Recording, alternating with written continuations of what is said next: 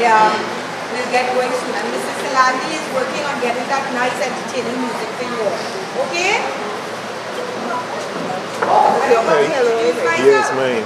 My name is Vidya. I am the Deputy Mayor of San Fernando and I am the Councillor for Leseco East Supero. Now that long name of Leseco East Supero means that your school falls into my district. But as the Deputy Mayor of San Fernando, all your schools fall into my district. Yes? So welcome again. Relax, sit back and enjoy. If you would like, with your teacher's permission,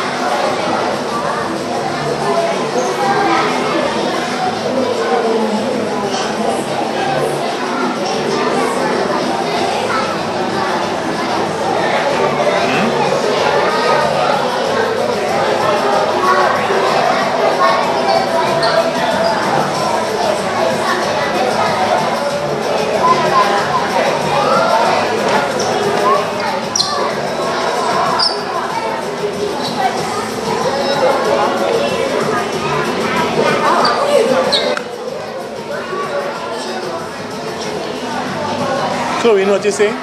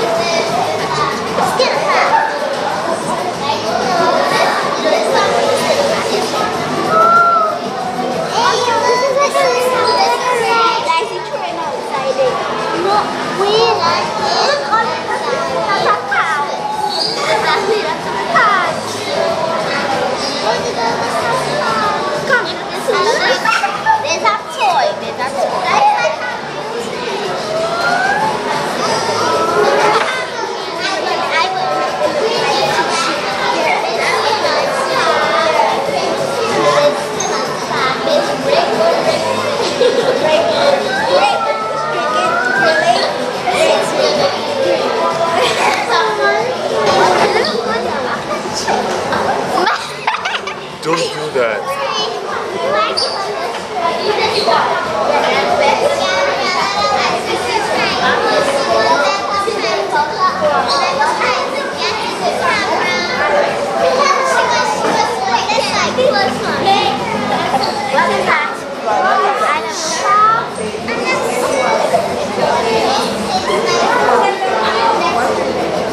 Auditorium, and I want everyone to pay attention closely.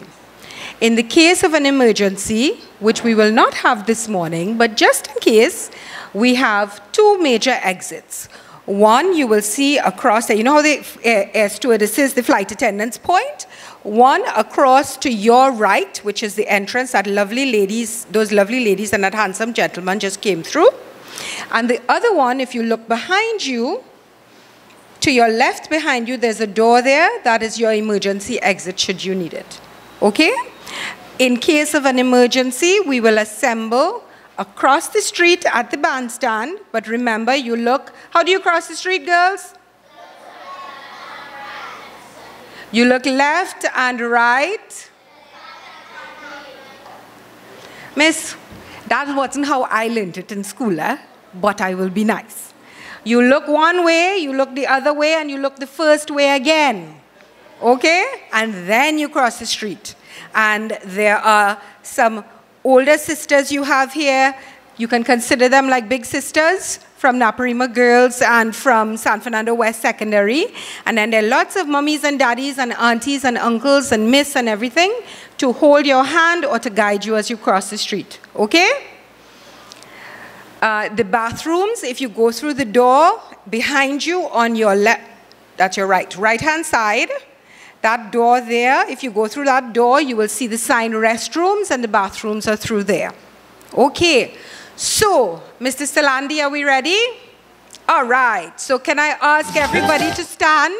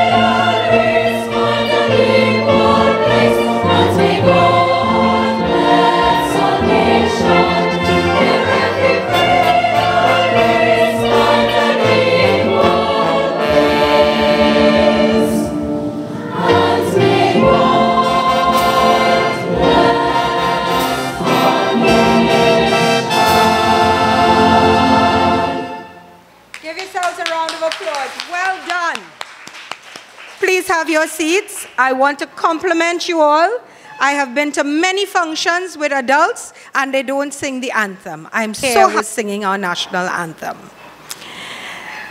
Just before we proceed, I want to say very briefly what this morning is about. Everybody, this is His Worship the Mayor, Alderman Junior Regrello. Your Worship, we left a seat for you here.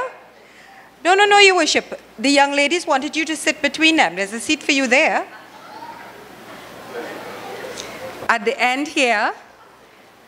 Oh, look at all the chairs he's getting. He's a very, very nice man, and he is the mayor.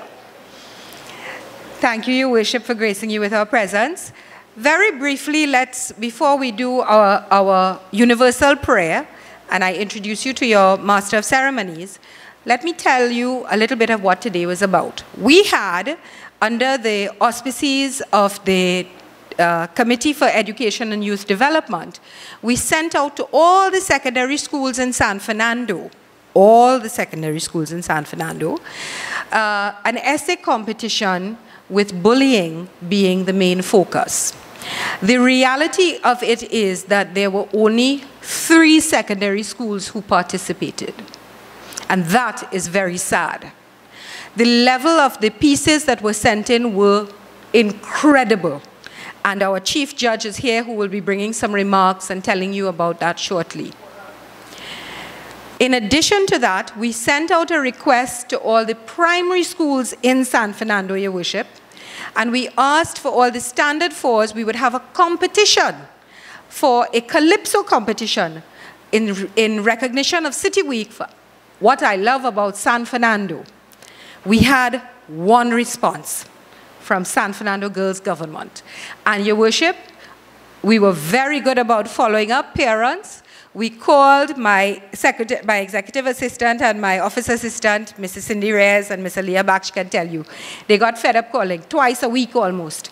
Calling, emailing, checking. No, thank you, we won't be participating this time. No, thank you, we won't be participating. We asked all the primary schools, Your Worship, in San Fernando, and we hand-delivered, made them sign that they received the notification, and followed up as well to do craft with recyclable materials about San Fernando. The children could interpret it as they wanted. And Your Worship, I think you're going to be blown away by some of the pieces that you see here. The only school that responded was San Fernando Girls Government. And not only did they respond, they was just supposed to submit 3 pieces for exhibition. We have almost 25 or 26 pieces here today.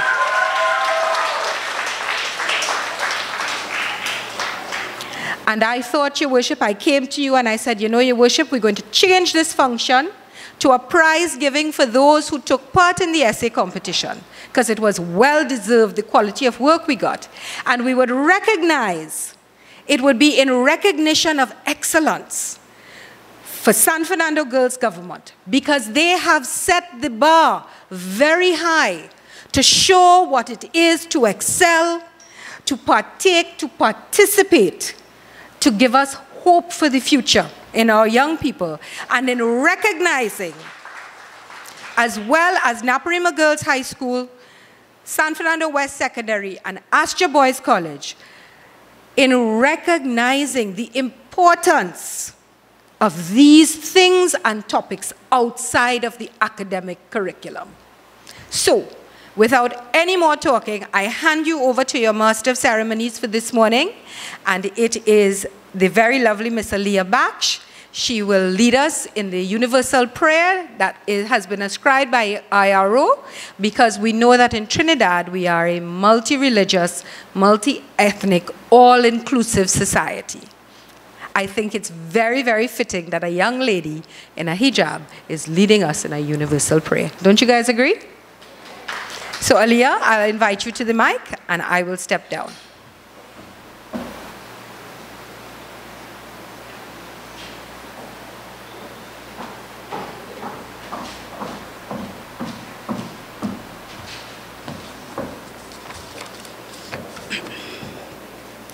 Good morning. My name is Aliyah Baksh, and I'll be a Master of Ceremonies for this morning's proceedings. Public speaking is not my forte, so if I mess up, please feel free to laugh. It's fine.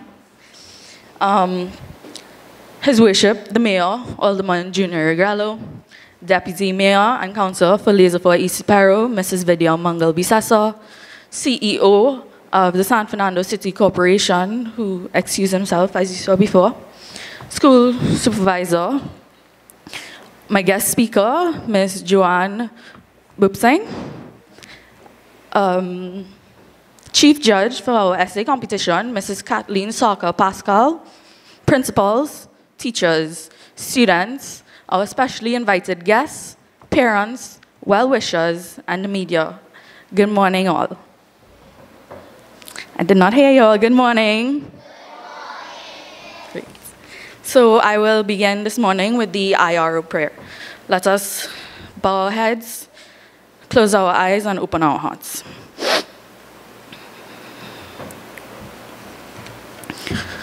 Almighty and eternal being, O supreme and divine light, we, your children, have gathered today in your remembrance to give thanks and praise to you for all that you have given to us.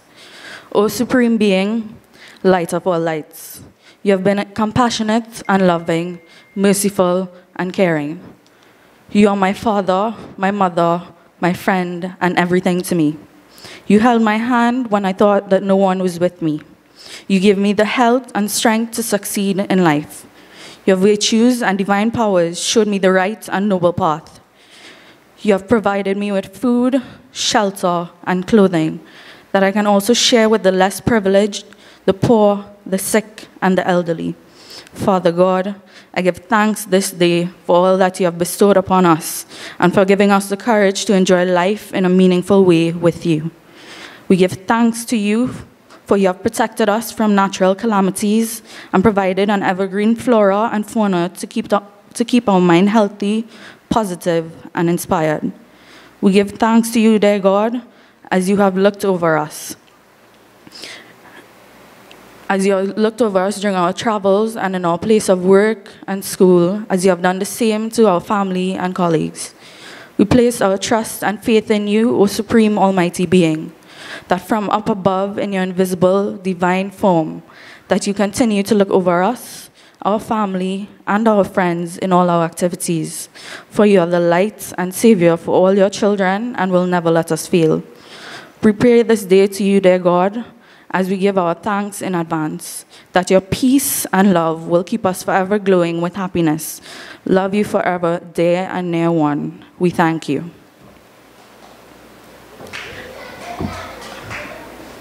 That Mayor has to leave, so I'll now invite him to say a few words. Thank you very much. Deputy Mayor and coordinator of this morning's event, teachers, the special persons doing the special presentation this morning, special speaker. Most importantly is the creative minds that I'm seeing here. We are very fortunate to have you all in our audience. Some time ago, I spoke at Naprima Boys College at their graduation ceremony. And 4 persons spoke before me, and they all spoke about the school's academic achievement and the long history of what they have done over the years.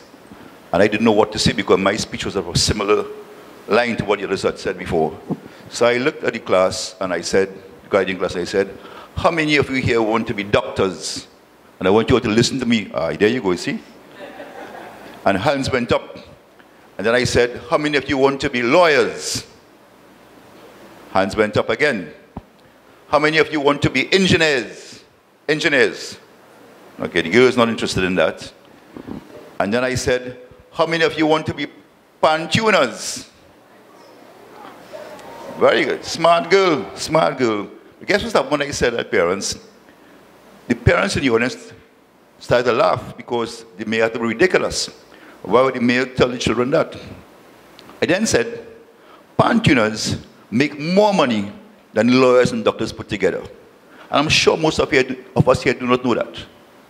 Because it's a scarce commodity in terms of these skills, and it's in demand. In the United States, they have over 300 steel bands on the university circuit alone. A tenor band costs $3,000 US. And most bands have 40 or 50 tenors, and you have to blend those bands almost 2 to 3 times a year. The band tuners in this country don't even stay here sometimes. They're outside. Bands that function here have great difficulty sourcing good tuners. It's the biggest thing that happened to this country. But we do not know that.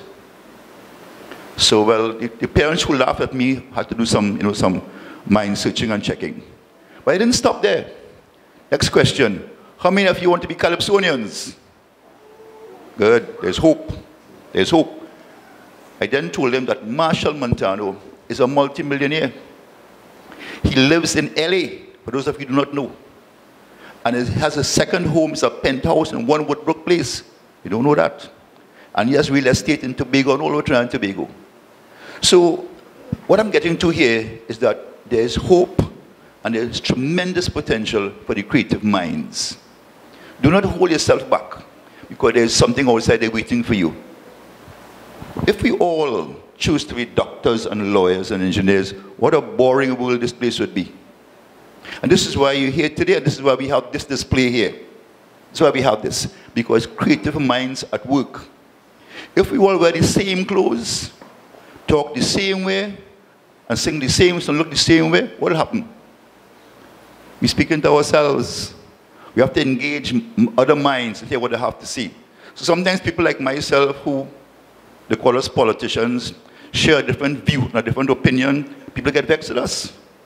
But we're just provoking thoughts. That's what we're doing. We are allowing you to think out of the box. Because if we don't do that, all the teachers, all the principals, all the people who make decisions say the same thing. So I went to a function and all the speakers were saying, Naprima Boys is the best college in Trinidad and Tobago. They got the most scholarships. They have the best principal and the best teachers. So you want me to, should I have fallen into that and say the same thing too? No, I have to provoke some thoughts. So coming back to the creative minds, I'm very happy that the coordinator, deputy mayor, decided to put this on, and I'm encouraged by this. I had a function when she told me that, come, I said, listen, they'll have to wait a bit. I'm coming here to do this because this is important. So, anybody here ever heard, not you all, this group, anybody ever heard about the Eiffel Tower? Okay, where the Eiffel Tower is? Smart, too smart person. Well done. Who's the principal of the school, right? Any teachers? Congratulations. I like the school, right? So, what is amazing and exciting about the Eiffel Tower?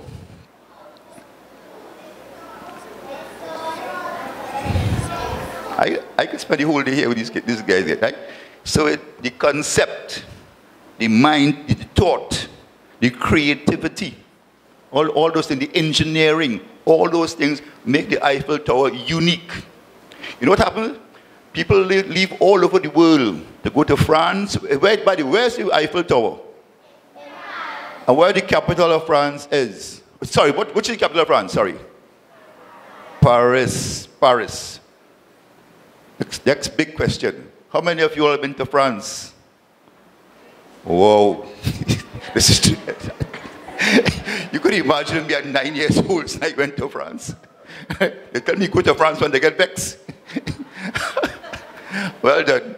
Anyway, and the Eiffel Tower is in the, just a long stretch, been there a couple of times. All right, so it's the engineering, the creative mind that thought about constructing this thing, and thousands and hundreds of thousands of people go to France every year to stop and look at the Eiffel Tower. The engine, and we look at if you look at the base of the Eiffel Tower, if you ever get there, girls, and you look at the engineering aspect, it will be amazed. You ever heard about the Basilica? Aha, can't tell you about that one. That's a painting on is it the Vatican? On the roof of the Vatican. An artist did that.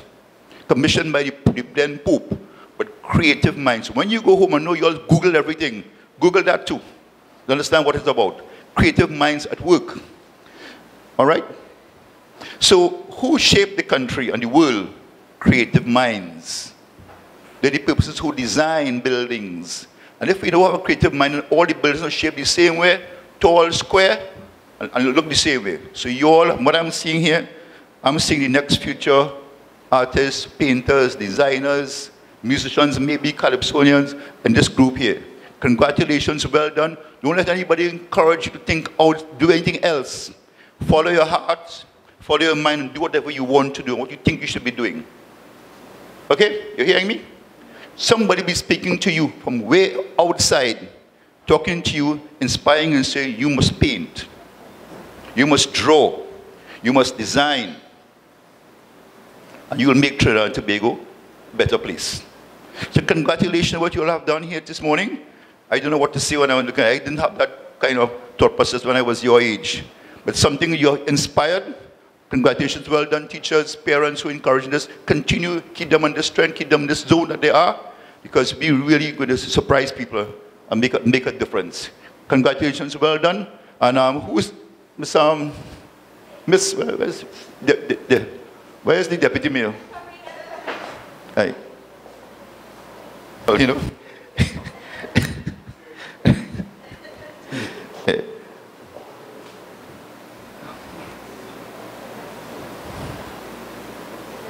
No, I'm just looking at the work here and okay, start song. Okay, and the other aspect of your creativity as well is using local material.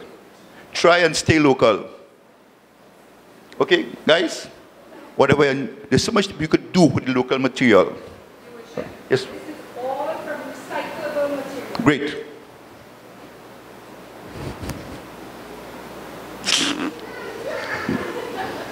So again, congratulations, well done. I'm looking forward to seeing you all again. And congratulations to the government school for sticking to it and for giving us this award. Thank you so much.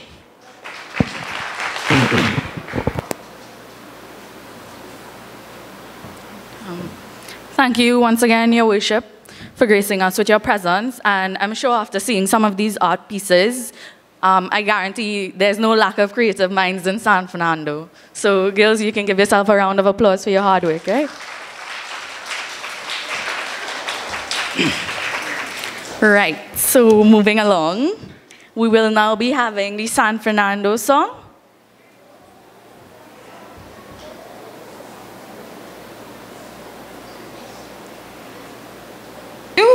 It was written by Father Rochard, I believe it is. Mr. Clifton? Yes, Father Rochard of the Catholic Church, I think, for San Fernando. So we're going to play that for you because as a council under the leadership of His Worship the Mayor, Alderman Junior Regrello, he got together a combined choir from all the secondary schools, I think NAPS, Convent, Prayers, as well as many other schools, and recorded our San Fernando song and also the anthem that you heard played. So, Mr. Salandi, we're ready to play the San Fernando song.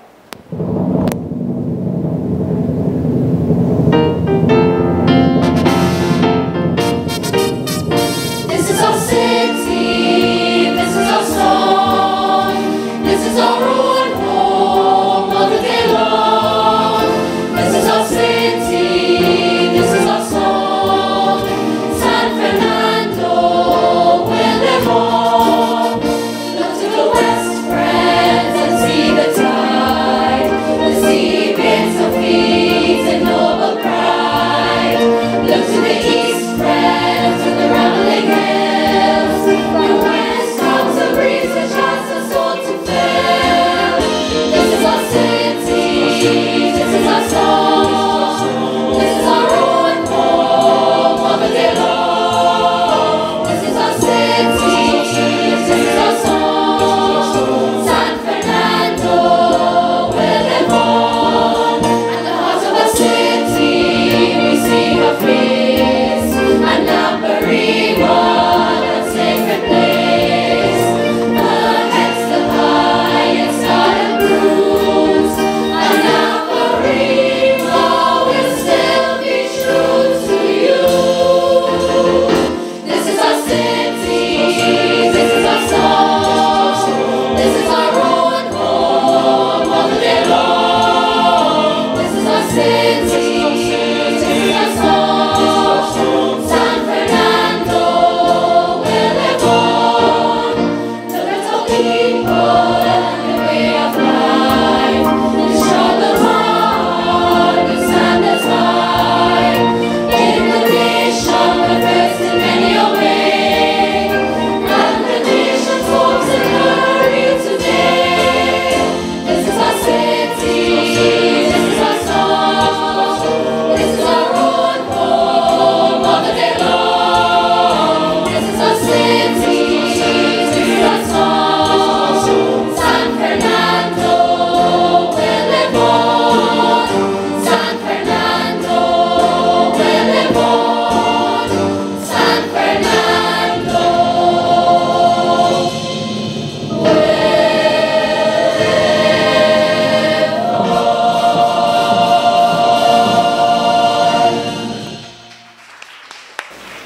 Thank you. So next year, girls, y'all will have this down, right?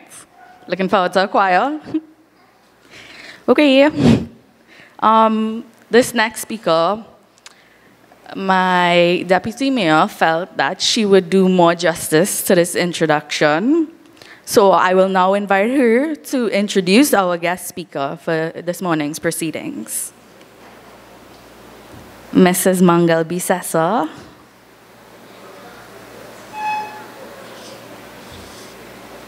So, coming up next, we have our guest speaker, after whom we will have Astro Boys. Please come in and have a seat.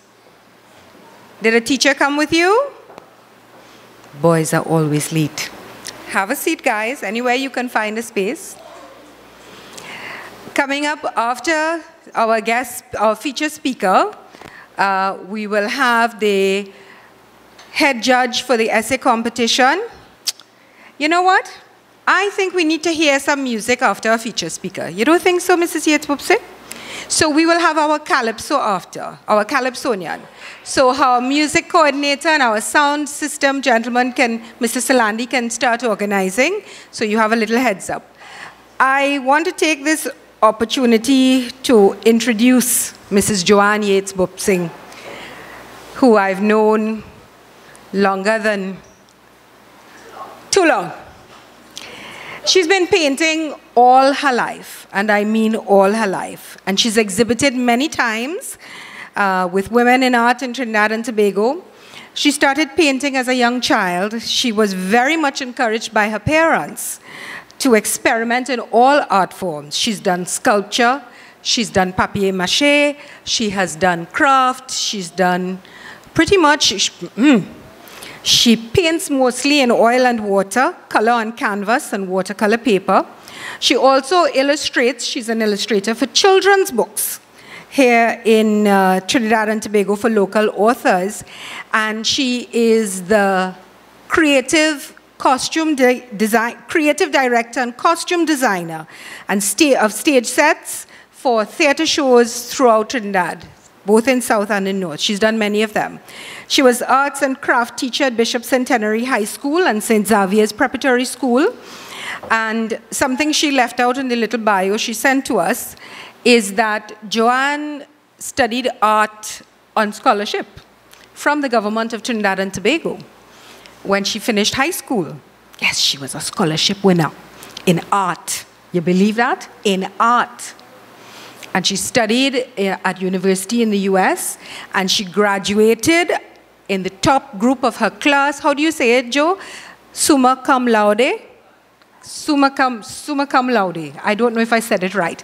But as the mayor said, and one of my colleagues in council says, after God, there's Google. So Google it when you go home, and you'll see what it means. She came back to Trinidad and has been giving back ever since. She is... You know what? She doesn't need any more introduction. She has a piece of my heart always, my respect for her art and her craft. Oh, the parents would remember this. Do you remember the dairy milk ad years ago when you were younger with the maiden with the two plaits? That was very popular. The kids won't know this, but the parents would, and Miss Dick would. Do you remember that, Miss Dick? That's the lady who came up with that ad campaign and that character. So, without further ado, our feature speaker today on art and craft and creativity on a whole, Joanne Yates-Wupse.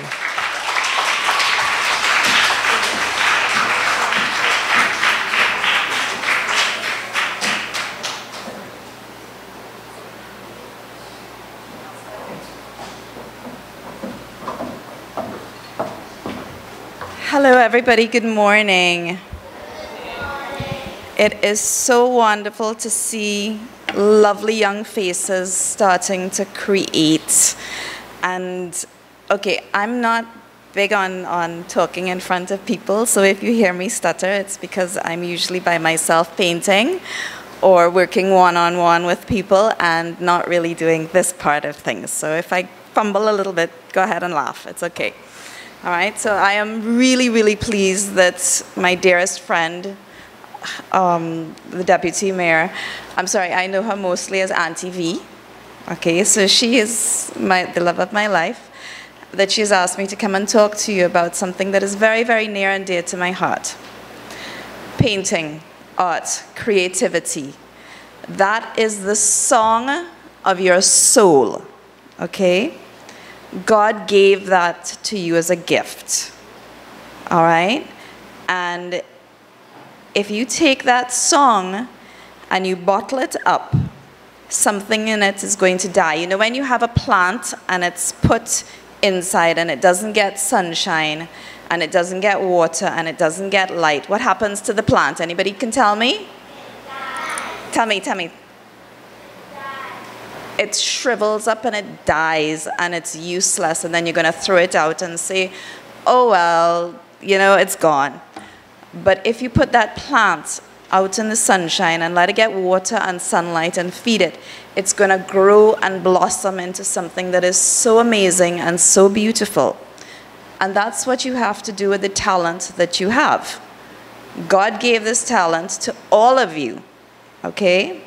And you need to take it out and put it in the sunshine and let it free, and it's going to give back to you and to your families and to your city. And today you actually did that. And what I saw when we were walking around was we saw the call to what you loved most about San Fernando. And in each one of the pieces that you stepped outside of the comfort zone of what you can buy in the shop, okay? And you got your mom and dad to help you to cut pieces, to take you around and see different parts of your city. You all put it into a diorama that we can see. So I can see into your minds of what you hold most near and dear to you about your city. And we were blown away by the cutting of cardboard, the recycling of cans, our oasis for plants, brown paper bags that made hills, little cars and hospitals and water taxis, and all the amazing things of San Fernando that I had forgotten about, because I used to live here. And it was nice to take a tour of San Fernando through your eyes. So I thank you very much for your creativity. But I want to encourage you all, every one of you, to dig deep, to find that creativity. It doesn't matter what it is. If it's a soda can or a piece of paper, use it. It can become art. And art comes in many forms. The deputy mayor told you just now that I do illustrations for children's books. And yes, in your local bookstores, there's a series of books called The Magic Cave. Anybody heard of those? Yes? You've read The Magic Cave? Those are pieces of artwork that I created for the author, and I encourage you to read it because they are local books, okay? And she was dreaming up stories for you, and I got to help bring that story to life that you get to read and enjoy. That's an opportunity that some of you might take up, taking on the job of learning how to draw and become illustrators. And you can make some good money that way too. Doesn't hurt. Some of you can become painters or sculptors, and I can see most definitely we have visionaries out here who are possibly our future engineers. So I encourage you to take on your art. Don't bury it. Don't hide it. Don't lock it away in a cupboard and let it die. Okay, like a plant that's been brought inside too long. Take it outside and let it blossom, okay? Who's the youngest person here? Can anybody tell me? How old are you, sweetie? You're 7? Okay, anybody else younger? How old are you? You're also 7? Okay, so the youngest is 7. We have any 6s? No 6s? Okay.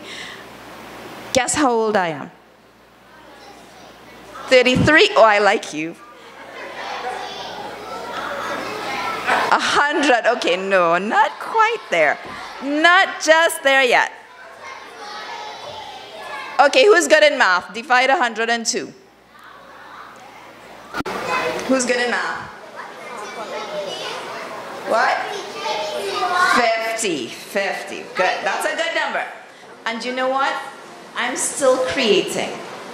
I'm still creating, and it is indeed the song of my soul. It is where I get to sing, and I'm going to encourage you, even when you get to my age, to sing. Okay? Our Calypsonians sing, and Sparrow's still singing. Okay, David Rudd is still singing, and I guess they're a little older than me, but that's okay. I'm going to encourage you to sing. And if your song comes out in paint and glue and scissors and glitter and soda cans and Oasis, sing that way. So how many of you are going to sing from here on in? Can I see some hands for who's going to sing? What are you going to go home and create? Okay? And you get to create for you, and you get to create for your parents, and you get to create for your friends. Who's going to paint a picture for their best friend? Yes. That's awesome. I want to see you all do that, okay? So I'm going to show you something that I just created, okay? And you know what?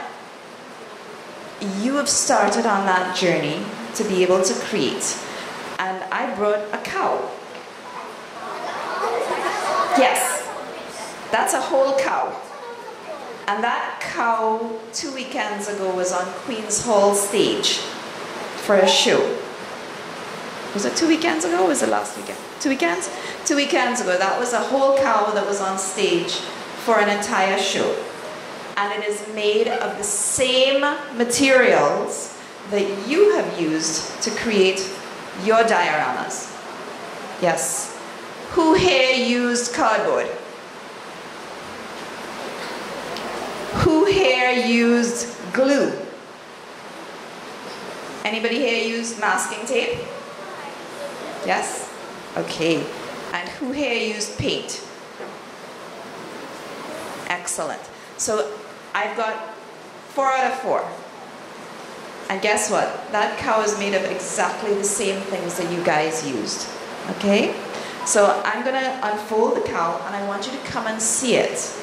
All right? I want you to come and see the inside of it, and I want you to come and touch it, and I want you to see the outside of it, and I want you to dream. When they asked me to make this cow, I had no idea how to make it. None at all. And I sat down with a knife and a sheet of cardboard and some glue and some masking tape, and at the end of the day, I had a cow. Okay? And I'm looking forward to the next challenge of something that I can make. So I hope that you guys enjoyed your challenge in what you made for what you love about San Fernando. But I want you to dream some more and see what else you can make. Don't wait for your city to ask you to do something.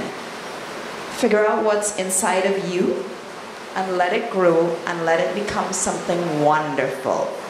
So how many artists are we going to have? All right. Deputy Mayor, you're going to have more art competitions to judge and bring forward. So how shall I bring the cow? You know what? I'm going to bring the cow out to you. How does that sound? Yes? So I'll see you down there in a minute.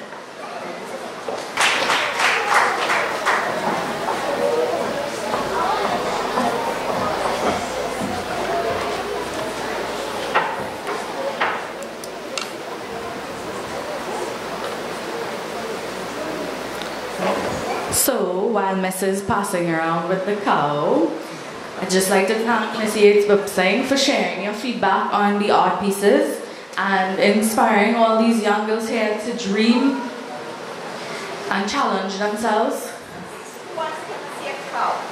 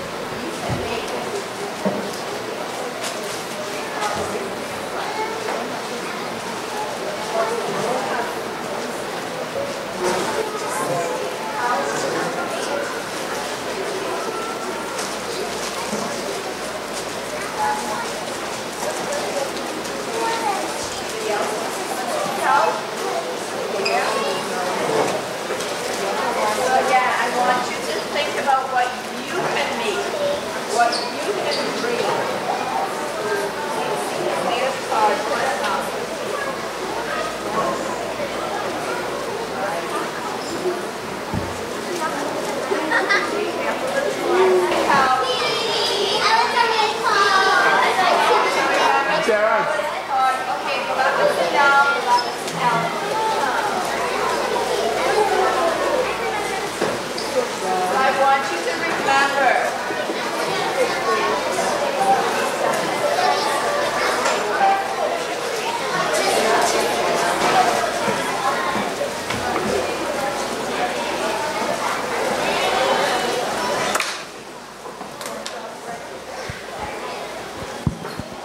Can I ask you all one question before I finish? Is that a yes? How did the cow make you feel? Was that a good? Shocked? Creative? Inspired? Wonderful? Scared? Weird? Terrified? One more? What? I'm not hearing. Beautiful. One more. Nauseous. Okay. Cows can make you feel that way. But I want you to understand something. That's what art can do. Art can make you feel all of those things.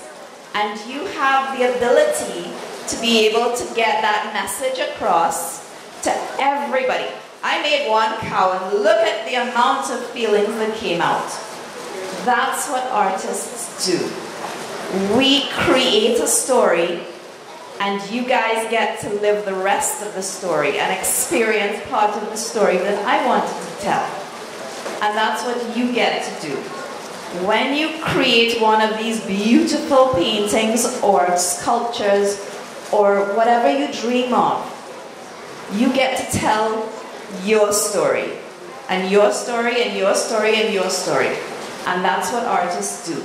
So I encourage each and every one of you little artists to give yourselves a round of applause for creating what you saw and what you believe in San Fernando, and to go ahead and create more, because that's part of your story. And we look forward to seeing more of the stories that are going to come out of your school on another day. So congratulations to everybody.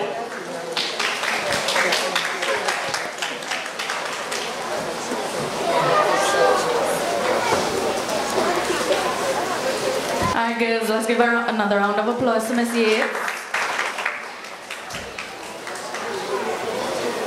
Thank you, Miss Yates Bubsing, for inspiring us all.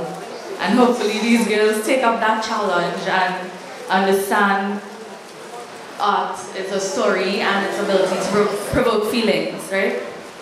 Now girls, while you all are enjoying your refreshments, I'll invite our performers to take the stage, yes?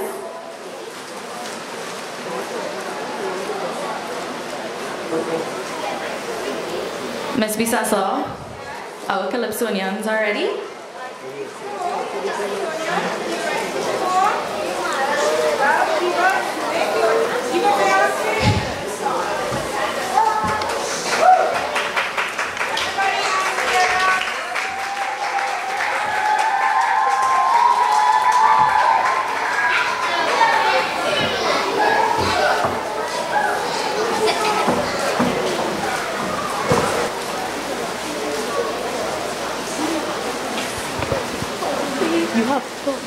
I cannot.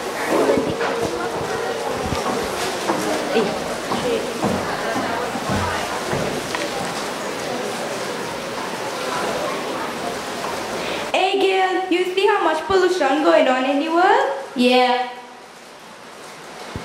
I don't know why people don't stoop so low to harm the environment. Yeah, girl. See me, I done with this paper tree.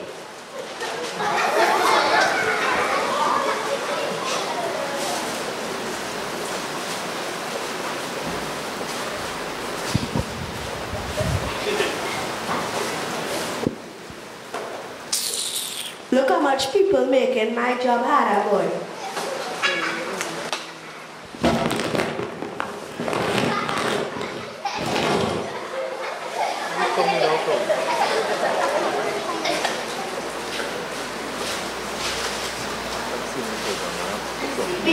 I go in another lunch break.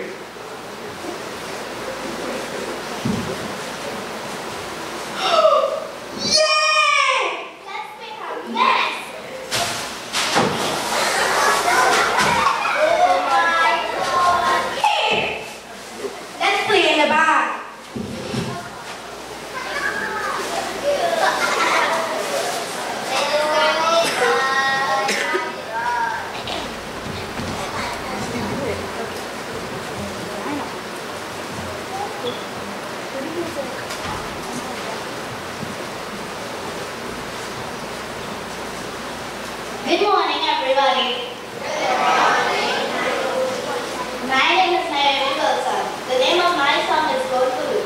Pollution impacts global warming, which impacts the planet. Judging from the recent hurricanes and local floods, we need to make changes. DJ, roll the track for me, please.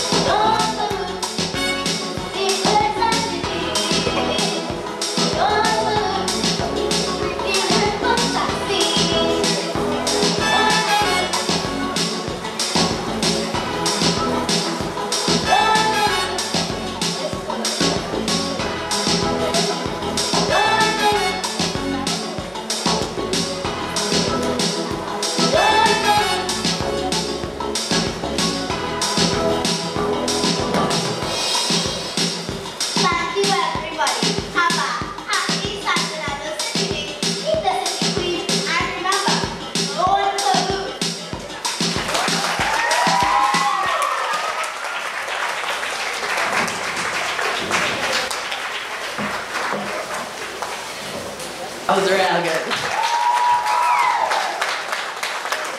Yeah, that was real good. That was exceptional. And parents and I'm expected to hear and see this at the Junior Calypso Competition for Carnival 2018. As Deputy Mayor, I decree, don't disappoint me. I think it was more mind-blowing at the fact that these girls had less than a week. From Friday. Not even a week, the weekend. So that is hard work from the students, the parents, the teachers, and Ms. Dick. That was exceptional.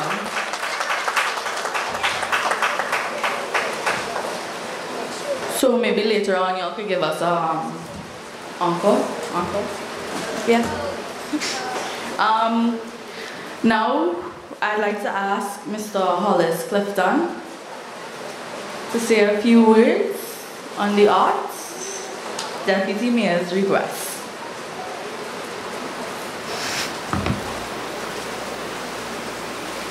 I'll leave the introduction to himself.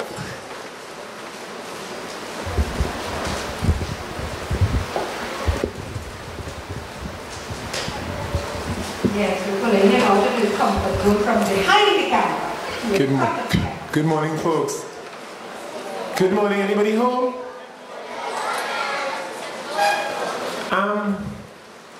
The arts. Where do I start? I think I should first of all say I went to San Fernando Government School.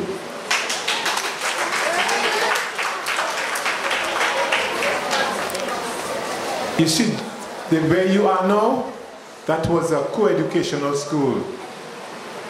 And we had a lot of big people who went to that school, including the former Prime Minister. You know who that is?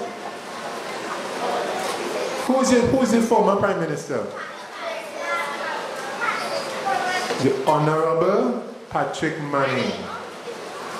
Anyway, I've been a teacher for most of my life. I went to England. That's where I became a teacher. I went to school in England, yes. And while in training college, I was working with children like yourself, second generation Caribbean children.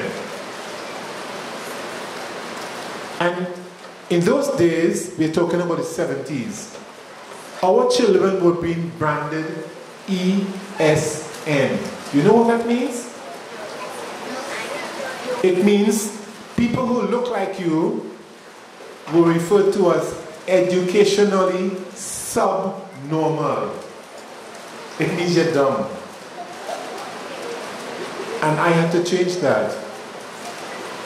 So before my graduation was up, they sought me out because on a Saturday I carried on a Saturday school for kids, helping them out with the little English and the maths and that kind of thing. Now, it's not like that they were dumb, it's because their accent was different to the norm. So they assumed that the kids were dumb. Are you guys dumb? No. We here, we talk a kind of Creole, but we could step up to the plate when necessary.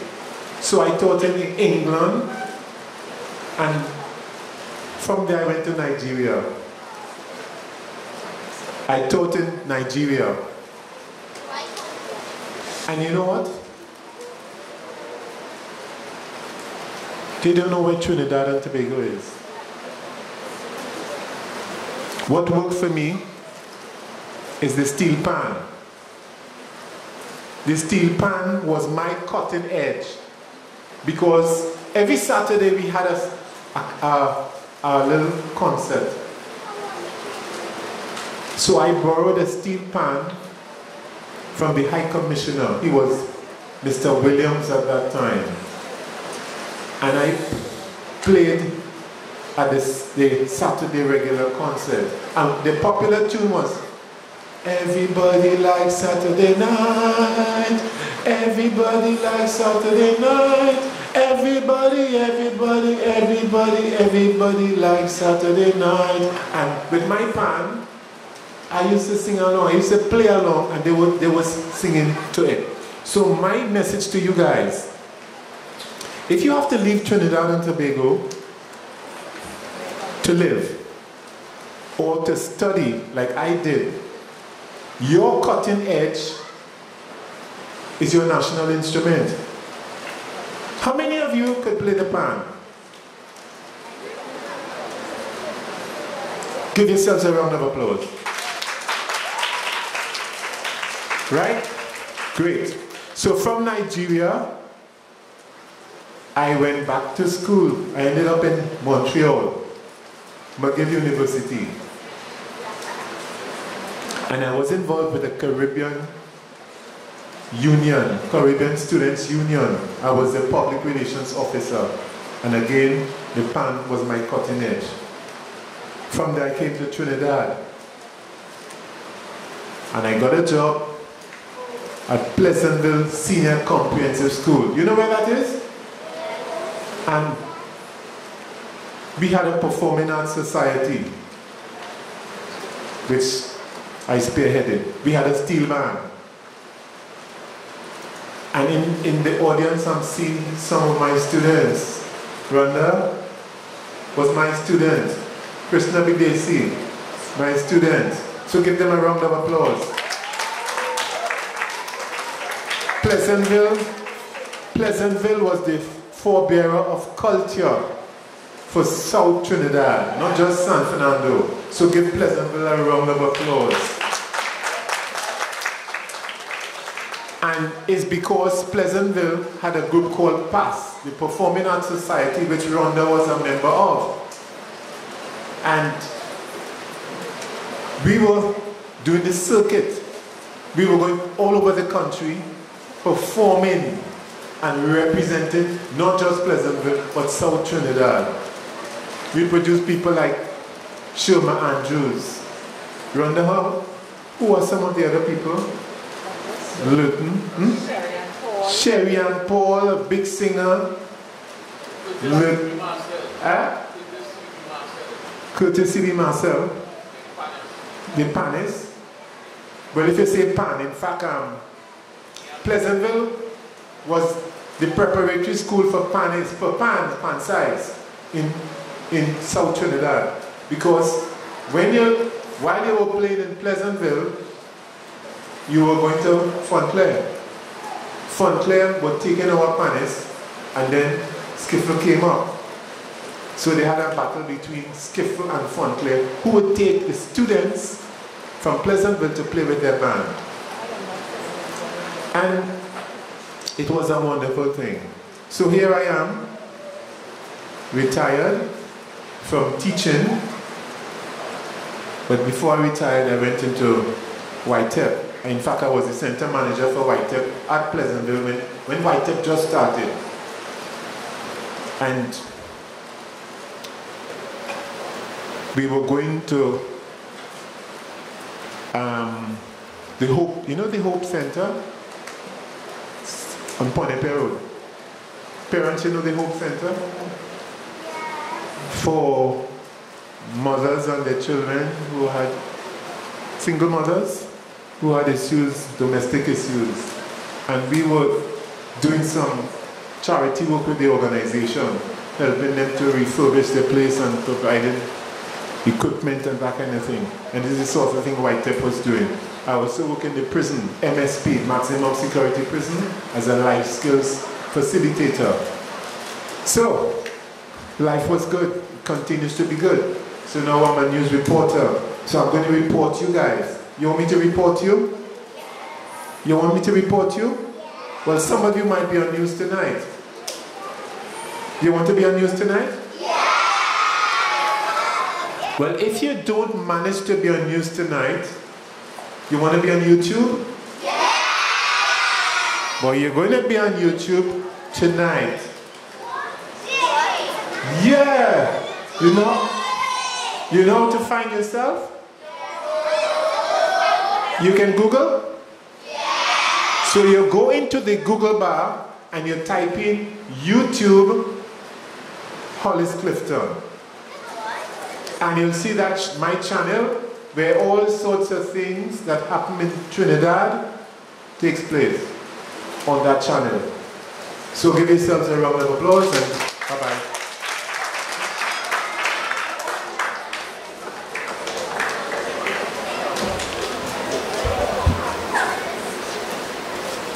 Thank you very much, Mr. Clifton.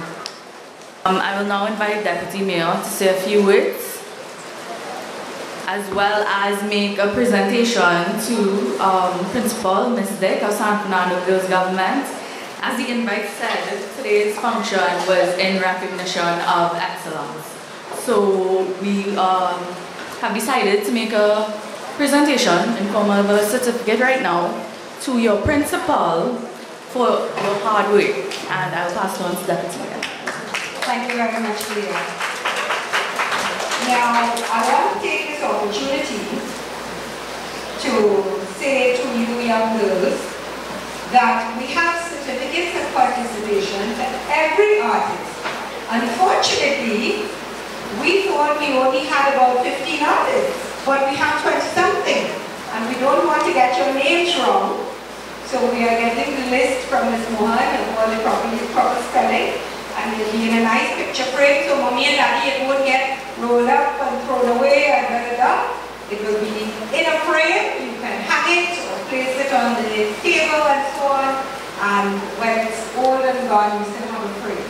So I don't like to see, John is laughing at me, but you know my attitude. I don't like to see children get recognized for doing something and it gets rolled up and it gets wet and it gets thrown in the drawer. If you're recognized, no matter where it's from or what it's for, it's important. It means something. Ms. Dick, I want to invite you up here, and it says, this certificate is presented to San Fernando Girls Government in recognition of your participation in the San Fernando City Corporation Education. Young lady, I don't have the glasses. Come, read to them. Yes, once you cross 50, your body starts saying, Education, education, education, right? Education Council's 2017 City Week celebrations. Okay. Ms. Dick? It's our pleasure to give it to you. And we want to take this opportunity to make a promise. For everything that you have shown in this presentation that you all have here, I want to make a commitment as the chairman of the Education and Youth Development Committee of this council and as the deputy mayor of San Fernando, that when you have worked out the needs or the list of materials and so you will need to do that beautiful mural on your school wall that you've been telling me about, I would like to commit here in front of this audience to be able to facilitate in any way we can the acquisition of those materials for the school. Yes? And I think we want to take this opportunity to ask the principal to bring some remarks. A highlight for me, which is the essay competition. We made you sit through all the things for the girls' government school, but I did it for a reason. Because sometimes we forget what it was like when we were this high. And it's nice to bring us back to this day. I let you stand at the podium.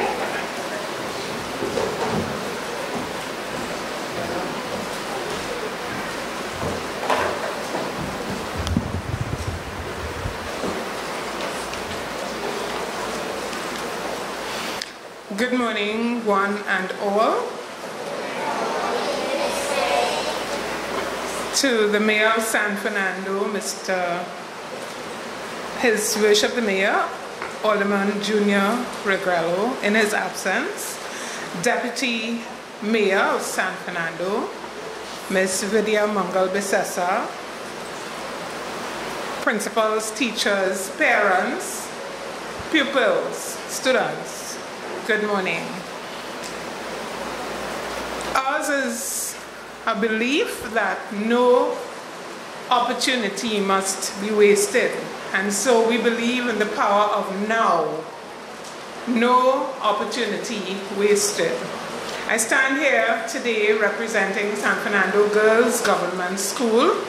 Only recently, a teacher in leading the assembly underscored the value in the letters in the acronym SFGGS, and I'll ask the girls to help me. S stands for Smart. F for G genuine. G gracious. S sensitive to the needs of others. And so here we have seated among us, thank you girls, girls who are smart, girls who are focused, girls who are gracious, girls who are genuine, and girls who are sensitive to the needs of others. At San Fernando Girls Government School, ours is a subscription to excellence. We do not believe in mediocrity.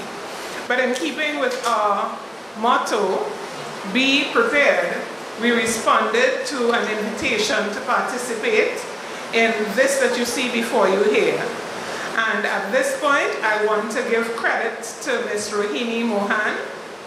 Ms. Mohan, can you please stand? Can we give her a round of applause, please? Ms. Mohan, together with the parents, led the charge for these girls to use the recyclable materials to come up with these presentations. Ours is a staff of 29, including the principal and myself. Of the 27 teachers, we have 3 of them represented here today, and the 3 of them actually have strengths. Their forte is in different areas. Can we ask our 3 teachers to stand, please? Ms. Mohan, Ms. Margaret Randall Rampasad, and Ms. Rhonda Edwards. 3 sterling teachers of San Fernando Girls Government. So here we have one who is very strong in art and craft, one who is strong in math methods, mathematics and mathematics methods, and one who is strong in culture, creativity, and good work in remediation as well. Thank you, teachers.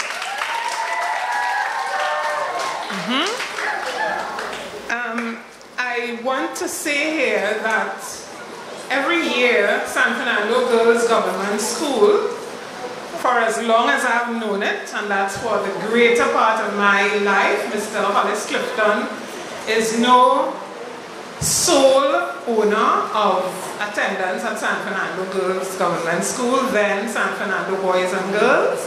I attended San Fernando Girls Government School as well, and enjoyed my time there tremendously.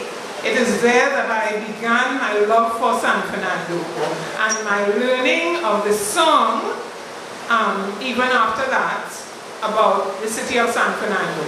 I then left there and attended Naprima Girls High School. So I believe that if I can do it, the girls before me can do it as well. And in order to do it, they need to produce the kind of effort that is required for excellence. In that regard, we subscribe to theory by Carol Dweck, who has only just been acclaimed internationally for her work in growth mindsets and fixed mindsets.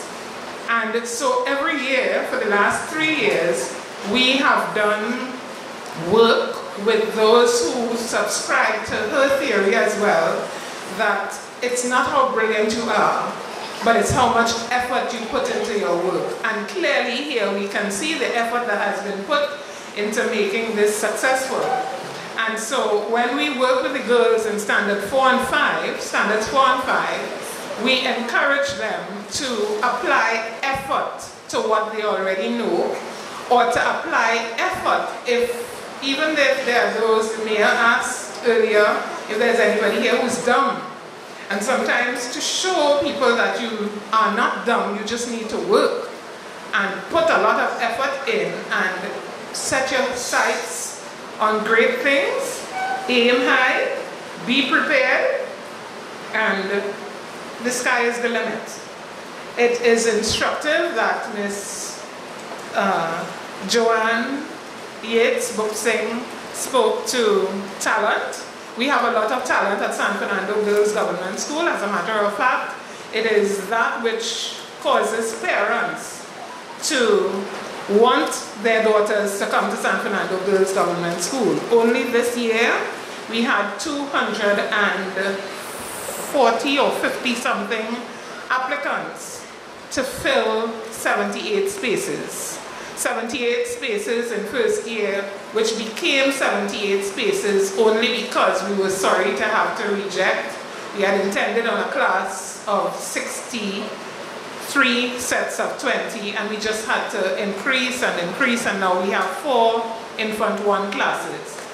The demands are great, the workload is great, but we are committed to excellence with excellent teachers and beautiful, brilliant and blessed girls who know what it means to put a lot of effort into what they do. And so I want to say thank you. I want to say thank you to the parents who have put up with us, even when things are not perfect, even when it appears like we have to scramble to pull things together, even between Friday and today to pull this together. I want to say thank you, thank you, thank you. To Mr. Moses and Mrs. Moses, thank you. To Mr. Bidesi, Mrs. Bidesi, and all other parents represented here. Solane Bess has a mother who has helped to transport, and others among us, to bring these things here. Thank you. And again, thank you to Ms. Mohan, whose creativity and talent evident in the encouragement even of these girls. To the Deputy Mayor, who is the Chair of Education and Youth Development in San Fernando Girls Government School, evidence of what Nabrima Girls High School can do. Thank you, thank you, thank you very much.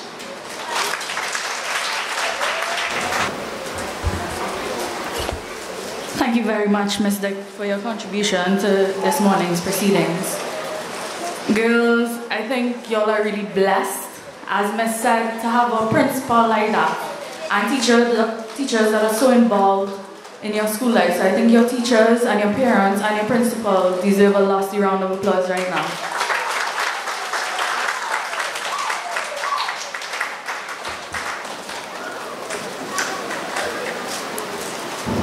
I just want to take a moment to recognize Councillor Anderson Williams. He looks like he should be in class with some of you, but he is a sitting councillor, the councillor for Liverpool West Lagomay. Miss Betty Ramdasali left a few minutes ago. Our Deputy CEO is here with us, and Mr. Trevor Watson, who you all see his pictures on the newspaper all the time, and our young lady there whose name I don't know. Which newspaper? The Newsday. Alright? So you see, as Mr. Clifton says, you're going to be on YouTube, and you may also be somewhere else as well. Well, that concludes that part of our program this morning, and I think you girls deserve to give yourselves a lusty round of applause one more time.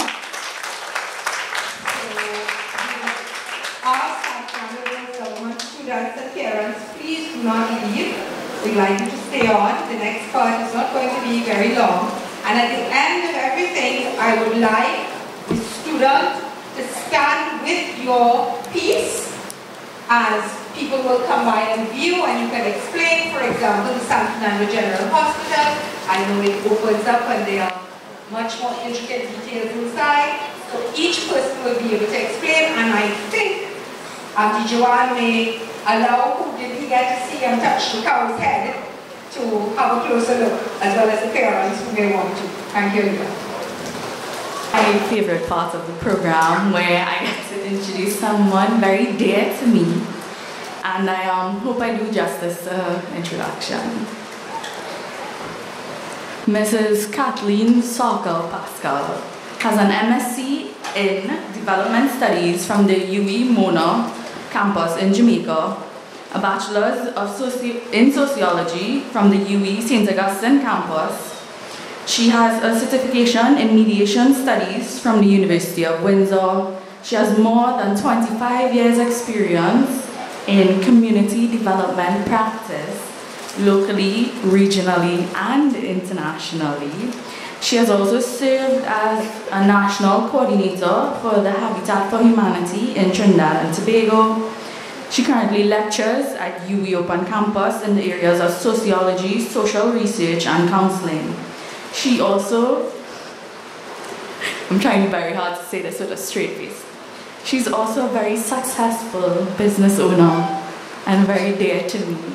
Girls, please welcome Mrs. Kathleen Saka-Pascal.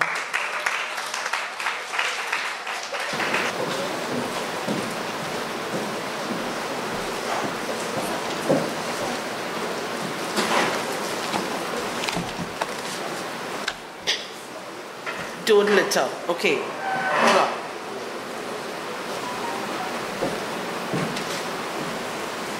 Right. So I didn't litter. See? Picked it up. Good morning, everybody. Whoosh. When you're 5'2", a podium scares you because you're not quite sure what people are seeing down on that side. So yes, I have all of that and then some. Lots and lots of qualifications, or should I say lots and lots of pieces of paper that I suddenly woke up one morning and realized I needed to do something with my life. I've always enjoyed writing, as evidenced by the courses that I would have taken at university and the way my life went in terms of my professional life. But growing up in a family full of doctors, lawyers, accountants, I could not look at my parents and tell them that I wanted to write. I could not look at my parents and tell them I wanted to do art. I could not look at my parents and tell them that my dream was to become a cosmetologist, because they would have laughed at me and they would not have paid for my education. So I hid myself in degrees, certificates, diplomas, until one day I woke up and went, no more. I'm going to do what I want to do. I started writing again. I have my own blog. It's called What Chubby Is This? My nickname in school was Chubby. And I write about the day-to-day activities and the things that I experience going to the bank, going to the grocery, customer service in Trinidad and Tobago, which we all know is quite interesting. And I put a spin on it. Not a negative one, but a positive one. And I have been told that I make people laugh. I've been told that on a pretty bad day, if anyone goes onto my blog or to my Facebook page and they see what I have written, they immediately start to laugh and it makes them feel good. So I enjoy writing. When Vidya asked me to do this, I said, okay, fine, because I really enjoy reading and writing. I was amazed at what I saw. Before I continue, I'm going to ask, I hope that all 5 of them are here today. Vrishni Maraj, Nazma Genda. Am I correct? Can I ask you to stand, please, and hold until I'm finished? Victoria Duku. And I hope I get this one right. Idris Mohammed, Travis Jai Bisul. These, ladies and gentlemen, are 5 finalists and 5 young people that submitted compositions to us.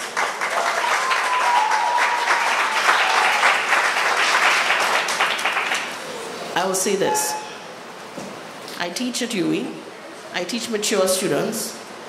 They have to hand in assignments. They have to give me essays. I need for the 5 of you to come to my classes and show them how to write an essay.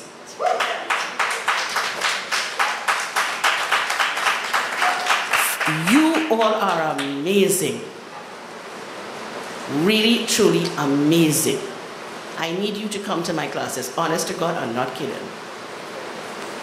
Because there's some big people out there that can't write essays, that can't express themselves the way that you have done it. I wish to congratulate all of you today on what you have produced for us. Thank you. You can have a seat.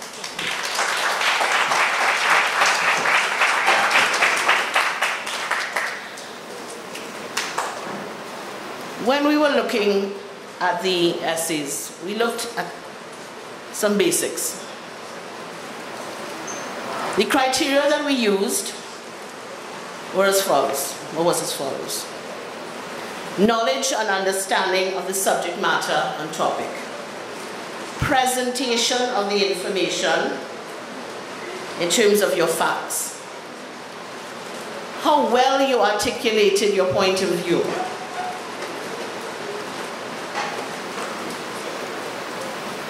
And what I would like to call your heart.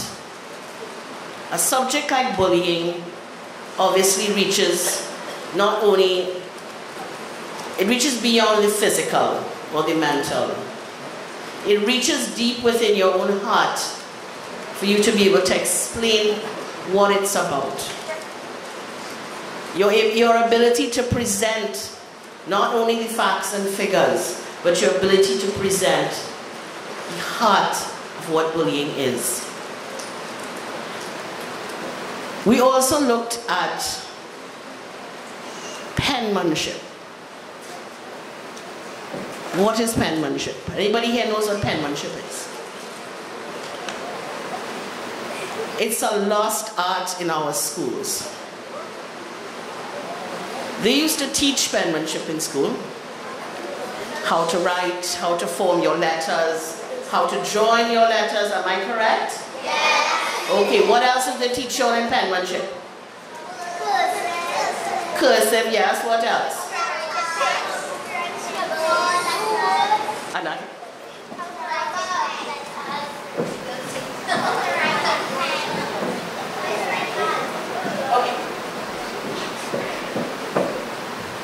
Okay. So, I have it also. Yes, I can do this. Even in heels. What is about? Make uniform letters.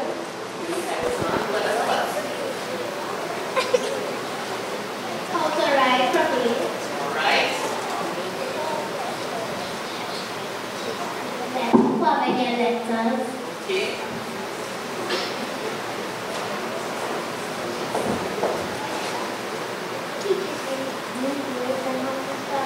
Alright, wonderful. It helps you to write. It helps you to write, that is correct. To make your words clear. Okay? Yes, because after a while your handwriting goes south. Penmanship is about your pride.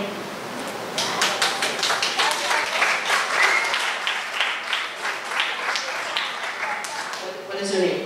Rena Leowood.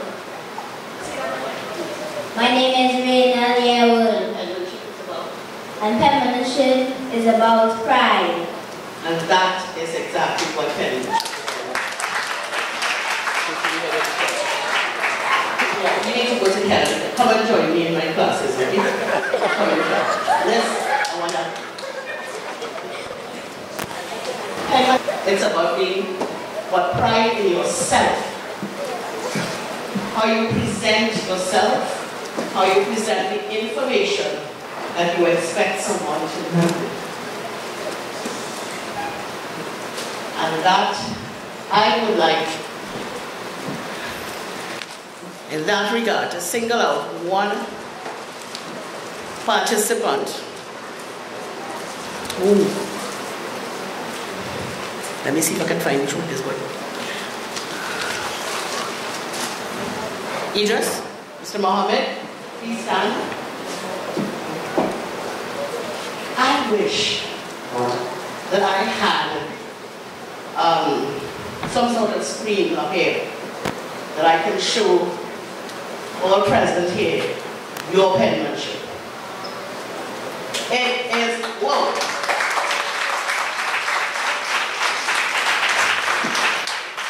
I could have sworn he typed it and he chose some special font, and thank God if it wasn't on an ordinary sheet of paper with lines, I would have said he typed it. I'm going to show it to you soon. But it was so well. Each letter was perfectly formed. Each word was perfectly separated. It was almost artistic. I hope that you continue that way. It shows pride in you, pride in presentation, pride in what you wanted to present to us. And I applaud you on that. Thank you.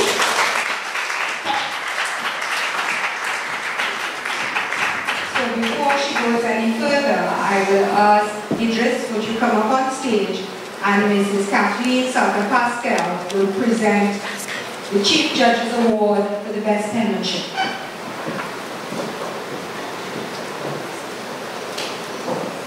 Yes. And just to let you all know, the award is actually a Schaefer calligraphy set with the pen and all the different fonts sizes and things. Would you like the mic, Ms. Kathleen? Mr. Mohammed, on behalf of the San Fernando City Corporation and the Deputy Mayor, William Professor, I'd like to present you with this gift token. We hope that you will continue to write with you. Congratulations.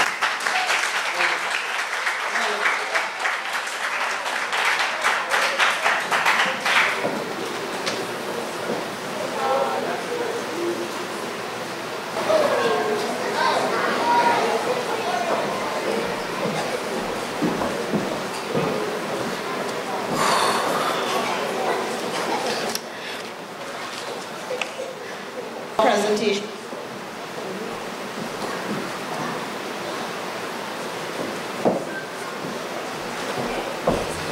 The overall comments were as follows.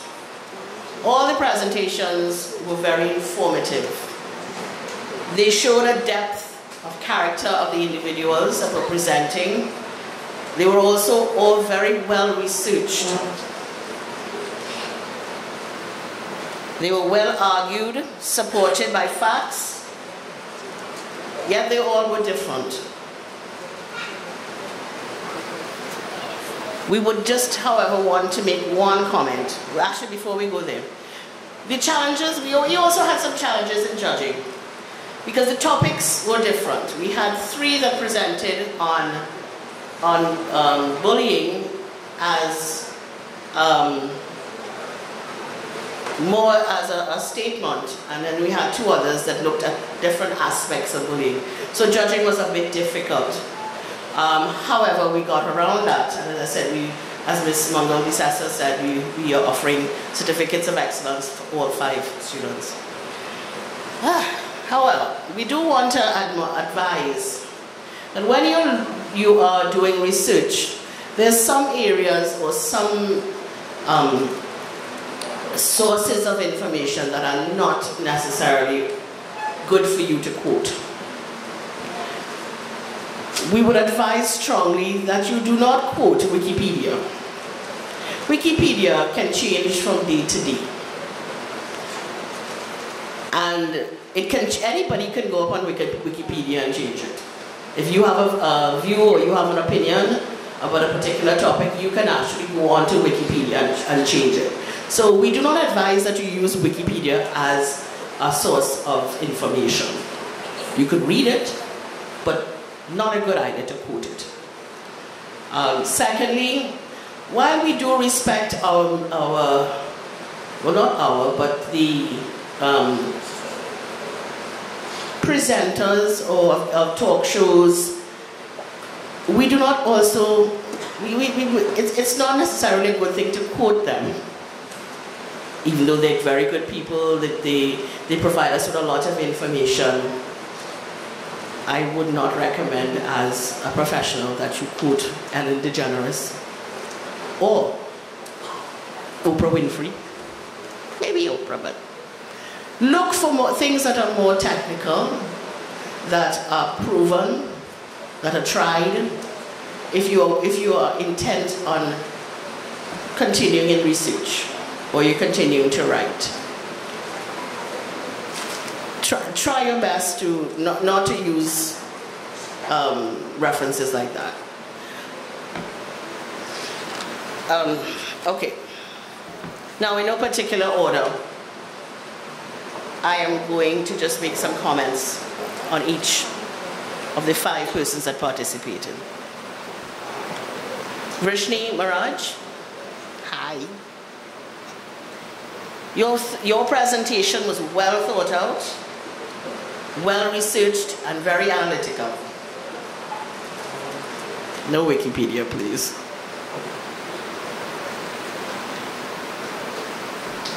Your presentation was clear, concise, and what we would call crisp.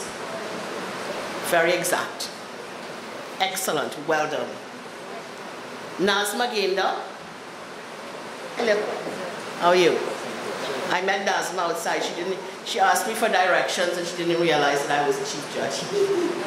Lovely child. Very polite. Nazma, I loved your style of presentation.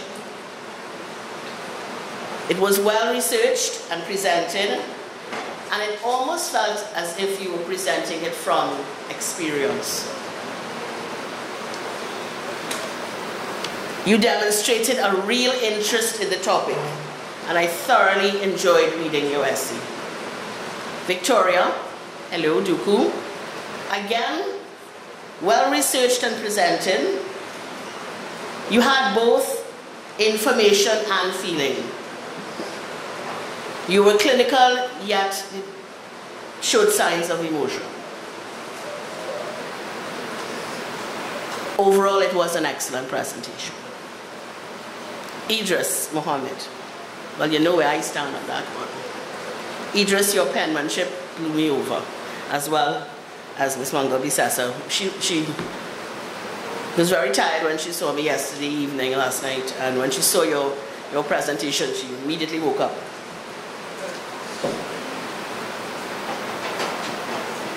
It was different.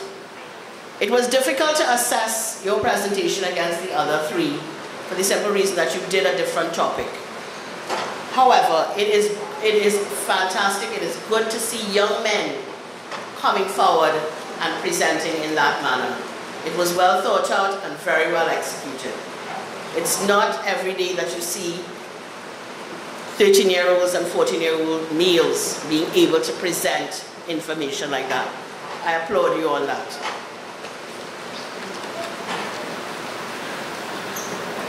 Travis Jaibisun. Again, it was a different topic to what the other 3 had, or the other 4 had done. But still, it was well researched, again presented. You needed a little more substance. And I would love, I hope, and is your teacher here with you today? No. I know your teacher is, y'all are so lucky. You have, 3 teachers and a principal? Yeah. Wow. No? What you have then? Wait. How much? Oh, it's 3 teachers. I hear this called 3 teachers. Yes, I mean, you see? It's 3 teachers and a principal. Well, you're real good. Young men, who did your teachers here? No. Avex. When you go back, tell them don't do that again. They need to come with you. Now, prima girls? No. Okay, just going on. 2 mummies. Oh, better fit. Better fit. Good. 2 mummies. And San Fernando. Teach Miss. Yes. I met Miss outside as well. Okay, great. Parents, encourage your children. Yes, you may want them to become lawyers and doctors and engineers and all those really fancy things. But if they want to do this, if they want to write, if they want to become artists, if they want to follow their dream, if that is their dream, don't make them wait till they're 40 years old and your parents dead and they can't tell you no, you can't. Okay? Encourage them. Yes, you do need to you have to be able to live by it, but at the same time, encourage your children, support them if that's what they want to do. And make sure that you don't make them feel less of a person if that's what they choose to do. So, I want to say thank you very much to all the parents present here today, all the teachers that have taken their time off. I am from San Fernando. I live on Robertson Street, which is the street before San Fernando Girls. So I know the school very well. I grew up not too far from here, across the road. St. Raphael's Girls, which is now no longer, and St. Joseph Convent. If there's anybody here who has a connection with St. Joseph Convent at this point, please let them know that I am horribly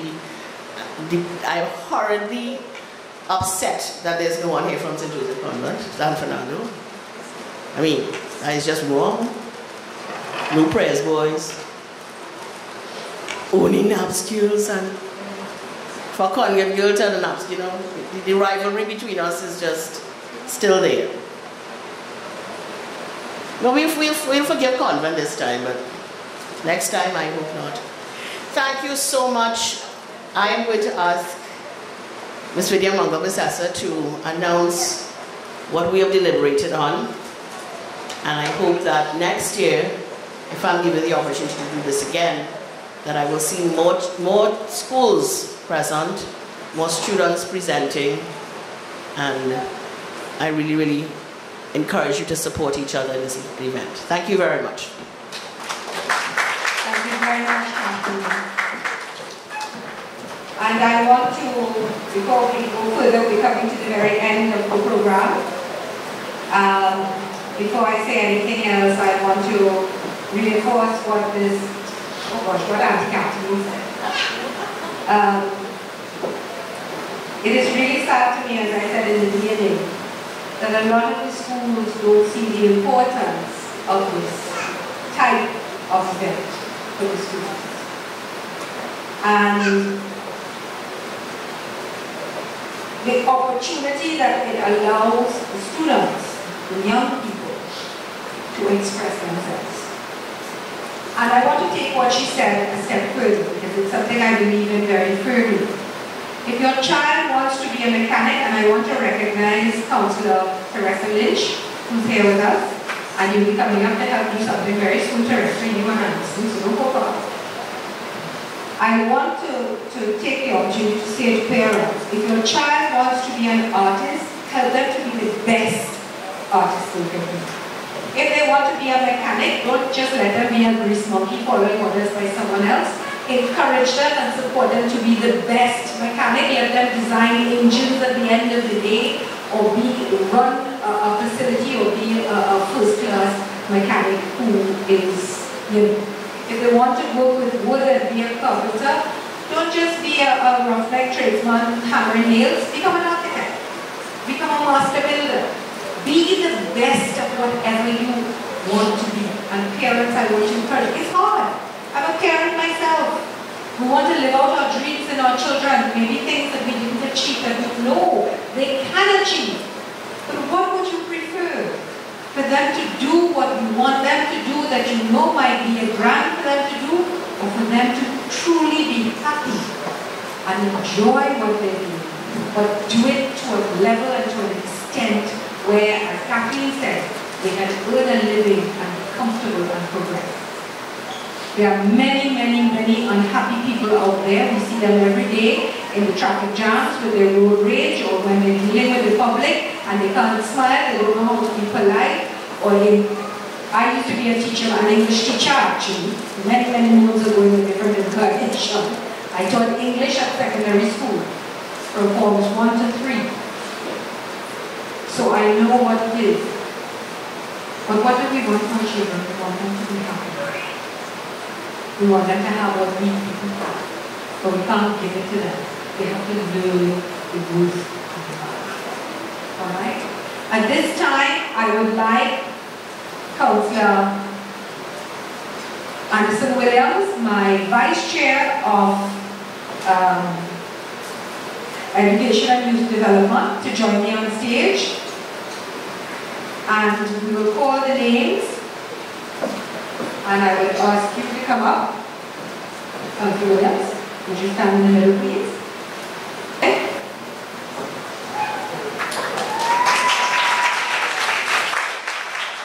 And these certificates are presented in recognition of your participation in the San Fernando City Corporation and the Education Council's 2017 essay writing competition on the line.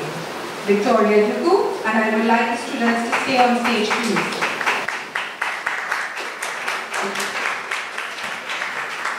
Idris, I'd like you to stay on stage if you go down there. Victoria Duku.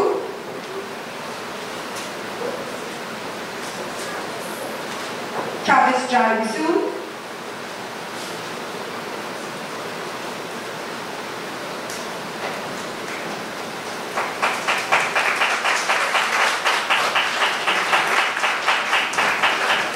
Rishni Maraj.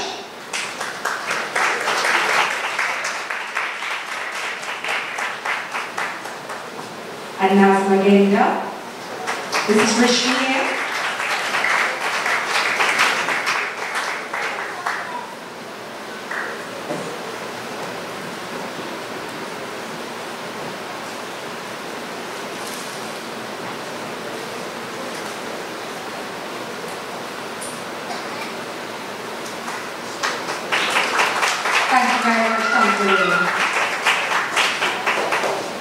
And all of you, congratulations again, you did a fantastic job.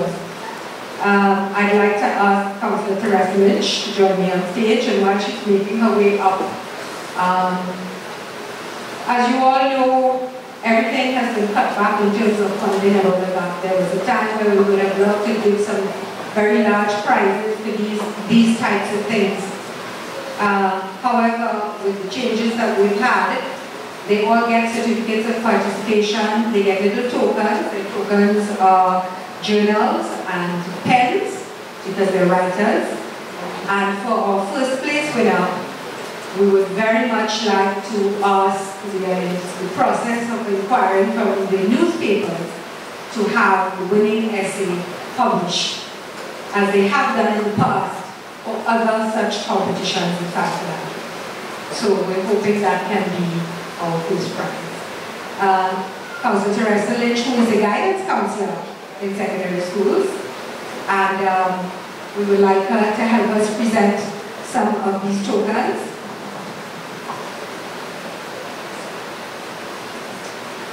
To Idris, who's the one at the end, councillor.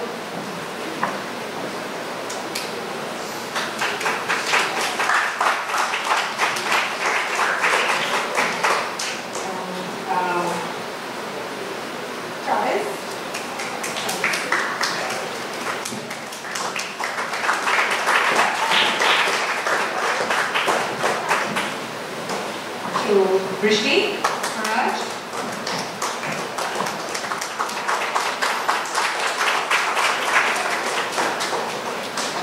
To Victoria Duku.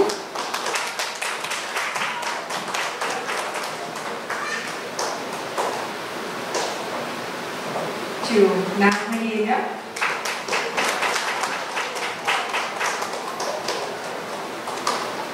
Thank you very much, Councillor Lynch. I want to take this opportunity to tell each of you how fantastic your pieces were. Yes? And even though we are going to announce the one essay that we thought overall had the most of all the different things we looked at, all of you are winners here today. This topic of bullying is something that is not talked about enough in schools, whether it be in the girls' schools or the boys' schools or the co-ed schools. It is a fact of life. It is happening in our schools, and you as young people are setting the way by trying to address this topic and taking part in this competition. So you are all winners. However, the judges did deliberate, and they did find the one essay that they thought was the one. Yes. It gives me great honor and great pleasure to introduce to you our winning essay writer from San Fernando West Secondary.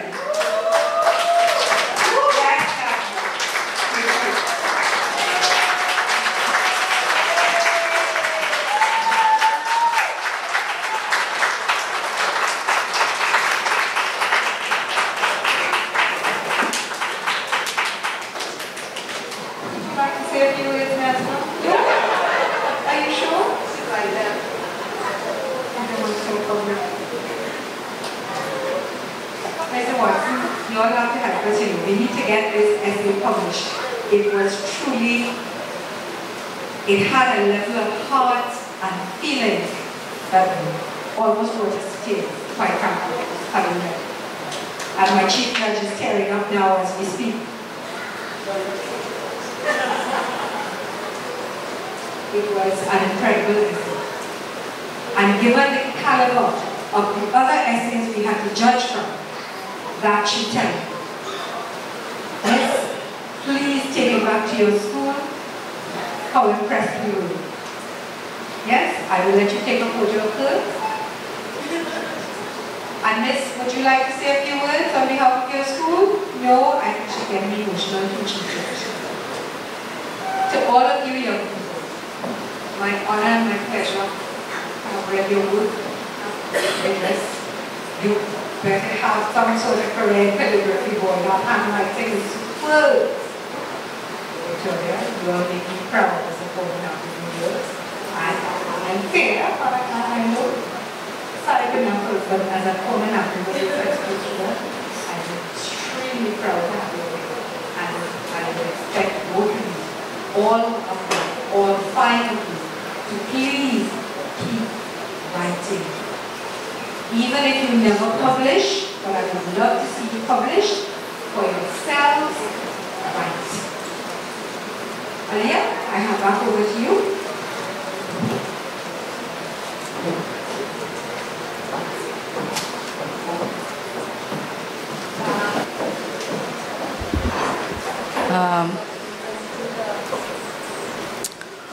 So once again, I'd like to thank Deputy Mayor Mrs. Vidya Mangal-Busasa, Councillor Anderson Williams, and Councillor Teresa Lynch with the presentations on stage. Can we give them a round of applause, please?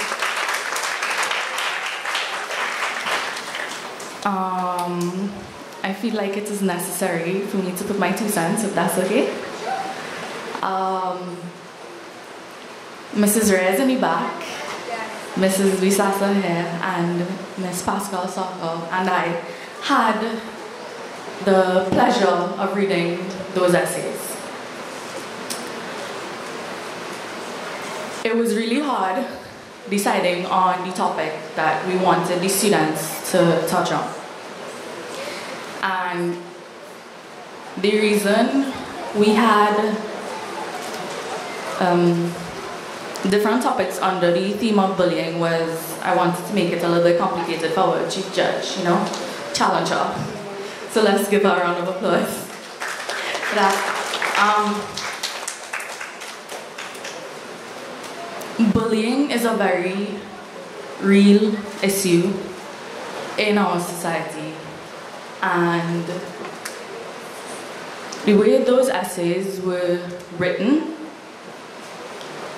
it was obvious that they wrote from a place of experience. And you may be sitting with your friend and they're all fine and well, but you don't know what is going on with them because they won't share that with you, right? Sometimes it's a silent thing. And it was really close to me having experienced bullying. I would not say I was bullied. It made me realize that I myself was a bully to a certain point, and I reflected a lot on those essays. So once again, it was really well written, and to my fellow Nampima Girls High School students, because I am a Naps girl, I have to acknowledge them. It's okay, you could solve convent, it's okay. And my Astor boys and my San Fernando Central, West, forgive me, San Fernando West Secondary. Those essays were really well written, so you have to give yourself a round of applause for that.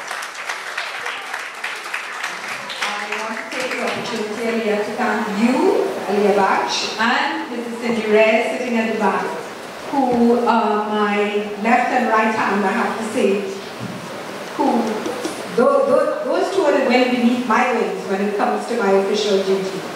So I wanted to take this opportunity to say thank you to you. Right. Yes. So I will just run through a vote of thanks really quickly. Forgive me if I have omitted anyone. First of all, I'd like to thank you, the audience. Y'all were really good today, considering this is my first time doing this, and I appreciate it. So give yourselves a round of applause. Mrs. Mangal Bisaso, His Worship the Mayor, Alderman Junior Gallo, who had to leave, Mrs. Joanne Yates Booksing, Mrs. Kathleen Saka Pascal, teachers, parents, and principal, of course, and you, the bright, beautiful, bubbly girls. That was really good. Mr. Hollis, thank you very much. And please forgive me if I have omitted anyone or said anything to offend anyone. That was not my intention. And we invite you to view the art exhibition here. So what's going to happen is Vishnu has asked to very briefly say a few words, and I will allow it because I did ask any of the young people who wanted to say something, who participated. Just before she speaks though, when she's finished, we do have refreshments for you all to take with you. And the snacks wasn't the refreshments. Snacks were snacks. Because we know school students have break time, and at break time you want something to eat. That was why the snacks. So Rishni, as you make your way up, and remember girls, I know it's getting a little late and your Max is going to be here shortly, but I would like the creators of each piece to stand with it so that you can explain to those, and I know, where's mommy? Mommy, hospital mommy. Yes. I know the hospital is a lot more intricate and there are details inside the hospital that need to be shown. I don't want this audience to leave, especially our guest speaker and our counselors who's not seeing what's on the inside. Yes, Rishti? Hi, good morning everyone. Please I'd like to... Well, that's actually a first. Many people don't get it. But so thank you for getting my name right. Thank you. I'm accustomed to calling you Auntie Vidya, so I hope I'll hold. Thingy to, commend this initiative by Auntie Vidya, spearheaded by Auntie Vidya, because I think that especially the creative writing aspect, bullying is a very, very prevalent issue, especially but not limited to high schools, and I see it every day, both in and out of school and whatnot, and I'd like to commend all the participants. I did not win, but I'm still very grateful to have the opportunity to participate. I'll congratulate the winner. And I'd like to tell you all, because you all are the youngest ones here, you all are the youths of tomorrow. I'm one of the youths of tomorrow too, but you all especially, because there's a saying that goes that young children are like wet cement. Anything that falls on them, any impression that is made on them stays. So it's very good that you all, participated as such. And I want to let you all know, if any of you are a bully or may be victims of bullying, stand up and say something. And this is what initiatives like this are meant to do. Create a voice for the voiceless and to, spread awareness. Right? And so again, I want to reiterate that I commend Anti-Video for this initiative, and have a good morning, everyone. Thank you very much, Krishna. Child, if you stop writing, this is why we have writers. Though, they give us hope. We talk about a lost generation. I said this on Saturday, my quarter later, we talk about a lost generation. But you see, this group, these young ones and these young ones, they give us hope that all is not lost. Because if at this level, they can produce these words, these pieces of paper and this kind of craft and insight and thought, they give us hope. Hope. And many times, many of us, especially in public life, my colleagues, they will tell us, we lose hope a lot. Because we see the worst of things. We see the dirtiest, we see the meanest, we see the cruelest, we see the most violent. And these are the bright spots. So thank you again. I hope we can do this annually. Maybe we can adjust the time of year to make it a little more acceptable. And you know what? The others will come along. You guys were ahead of the curve. You can always say you were the first. Alright? Safe journeys back. Please view the craft. Get your refreshments. And a Merry, Merry Christmas. A happy and a holy holiday season to each and every one of you. And good luck in test. Bye.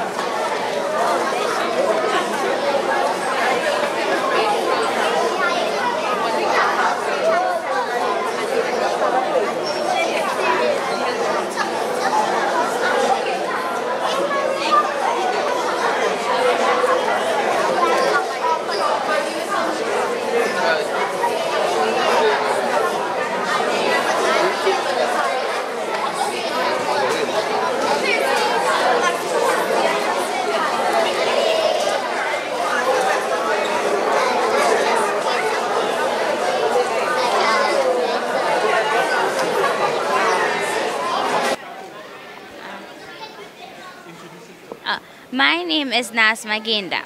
I am 15 years old and I come from San Fernando West Secondary. I am in Form 4.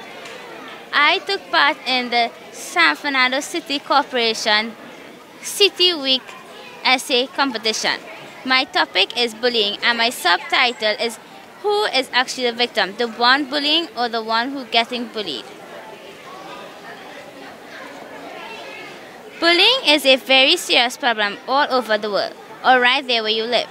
It is caused by people, mostly children and young adults. Likewise, I think that the bully actually hurts more than the person who is being bullied. Today, to my knowledge, a child who feels invisible at home tends to think that nobody cares for them, especially the parents and those who they look up to. Every child needs a support, love, a feeling of acceptance, and knowing someone is proud of them. If this feeling of unimportance and voicelessness continues, this may turn into anger and resentment, so that when they arrive to school, the child would want to bully another child who is happy. This may happen because they are loved and appreciated by their parents, which makes them feel hurt and pained, which they cover with a smile. Due to certain circumstances, sometimes at home the child who bullies children in school may feel powerless. Maybe the child is being bullied at home and does not know what to do or say. Maybe the child parents are always in an argument, or one parent is abusing the other. He or she is left feeling different emotions like hurt, fright, powerless, and weakness. These feelings would make him or her have low self-esteem. He or she would want to regain power and self-worth by bullying others at school to hide the pain, hurt, and suffering. Sometimes some bullies just need attention and think it's a game to hurt someone. Some bullies are actually very lonely because for them it is very hard to make friends. Gaining attention is the only possible way, even if they kill them with kindness or pester them. Perhaps the bully comes from a poor family who has nothing but their basic needs.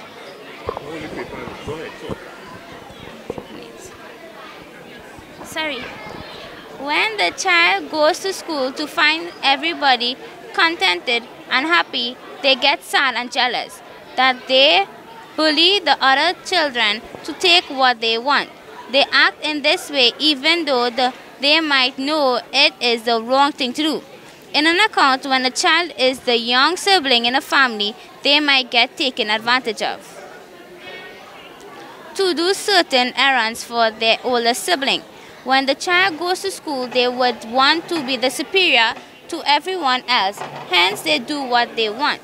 Possibly when a young child is growing up around abusive people and in a chaotic environment around them, they tend to grow up doing the same, like taking advantage of people. They can't even help themselves because they are immune to it, that they have feelings of mixed emotions and they just have to let go of these emotions. To them, it is so much to handle. Subsequently, when a child has no feelings of value in life, such as no religious background, no clubs, hobbies, or maybe activities in school, they will tend to act up and feel disappointed in themselves. They take it out on everyone they see around them just to make themselves feel contented, but this is actually hurting them more than anyone else. Often students who can't understand or focus on their work, neither read nor write, tend to feel discouraged, incomplete on what they are doing, and unhappy about life. How the child is illiterate and he or she sees other children reading and writing, he or she feels the need to hurt others and take advantage of them. If someone is sexually harassed, he or a child, they tend to feel insecure about themselves. And when they go around children in school, they will take their pain out on them because they just can't handle the feeling of being in the shadows and if everyone else is happy and having the attention of others around themselves. Very often, children look up to adults. If a child goes to an adult for help and instead of being helped, he or she threatens them to do something, the child feels quite scared. From then on, every time he or she goes to school, they get panicked about what would happen. So they think if they are big and bad for everyone, or even stronger and braver towards everyone who is taking advantage of them, they think they will feel more powerful. What if when the child was in preschool, upon entering primary school, he or she gets bullied and they can't do anything because they are afraid that they might get into trouble also. Anybody hears or feels what they are going through. When they arrive in Form 1, everything changes. He or she tries to be big and thinks too much of themselves and take advantage of everyone else to make him or herself feel like as how they felt when they were in preschool as they grow older. Additionally, when a child is different, like a nerd, geek, or when a girl acts weird or a boy acts weird also, they tend to get bullied from other people who think they are normal. While growing up, they they go through different and emotional challenges that would make them have a low self-esteem. When he or she is getting more and more mature every day, they might think if they are bullying me, I can also bully other children. In reality, in today's world, there is something called popularity. It is like a contest to see who is better than whom. Most likely, the person who is on the top of that chart is the person to go through more problems than anyone else because they will think lowly of themselves. Therefore, in order to be on top and to prove that he or she is worth something, maybe he or she would have to bully their way to the top, or if they are not on top, they certainly have low self-esteem, or they are afraid of showing who they are or who they want to be because of how they are treated anywhere or anywhere they are. And the only way to be more popular is to bully everyone. Popularity is also a main reason for bullying in a society. Children these days can't handle peer pressure, so they give in to what other children does. If a child gives another child something that is not good for them, such as drugs and alcohol or any other sort of thing to make them feel better about themselves, then they will take it. What if that child gets addicted to it and before school every morning he or she have to smoke drugs and drink alcohol? That will affect them adversely because they lose control of themselves in any form. They go around the school bullying children and being destructive. All these things happen because of peer pressure. Whether you like it or not, somebody gets embarrassed every day. Some people just cope with it differently, but others will get up and laugh at the situation. Others feel hurt and others will just feel so bad that they would think people would take advantage of them and their situation. They would start having this mentality to hurt others just as they was hurt or embarrassed. In a household with many siblings, there's a lot of competition, like the placement in end-of-term exam, who can impress their parents more. Altogether, the parents of the household judge their children on who is the best, and then they have their favorite child. If their favorite child is either the last or the first, the other child or children feels left out and jealous. This may lead the other children who is left out by their parents to go to school and act out and take all the anger on the other children. At times, some children don't know how to love. This means they lack empathy. When they were younger, perhaps their parents never had time for them or to show them love and any other emotions. While growing up, never really showed any emotions to anyone when they are in school. They feel that they are better than everyone and they bully other children.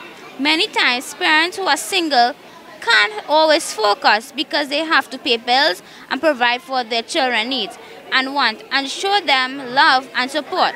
If the parent is sometimes irresponsible or neglect the child and going parties and having fun and allowing her older child to do the work around the house, the child would feel pressured in the house, and then to go in school and do work, he or she would break down and tell his or her mother or father about it, and they might get into trouble for talking to their parents like that. The child might get so vexed and hurt that they go to school and take all their anger on others. In conclusion, a bully is not just bullying other children for style, but taking out their frustration on other children. These attempts have consequences, but what can a bully do when they go through so many issues and problems? They should immediately and consequently visit a psychologist or a guidance officer and be recommended to a school which will help with their problems, and they can be taught proper discipline and reinforce proper values and etiquettes. Close off by saying who you are and what school you attend. Close off by saying who you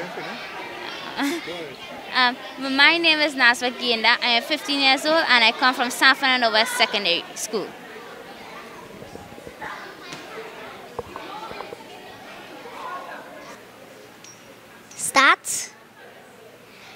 Hello, my name is Sole Naomi Bess. I am from San Fernando Girls Government School. My teacher is Miss Jacob. And my class is Standard 2 Jacob.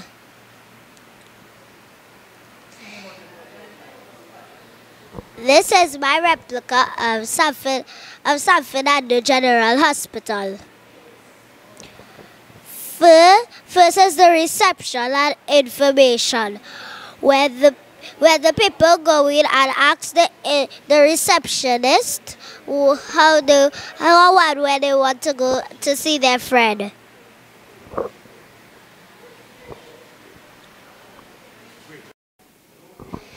Next you go to the visitors red pass only, and then you walk your way up to Ward 6.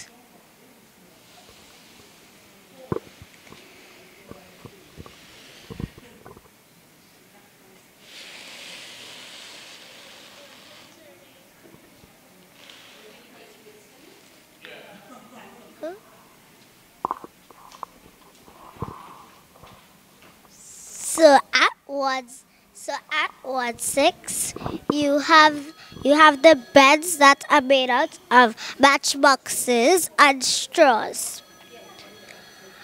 The pillows were made out of cotton and tape. The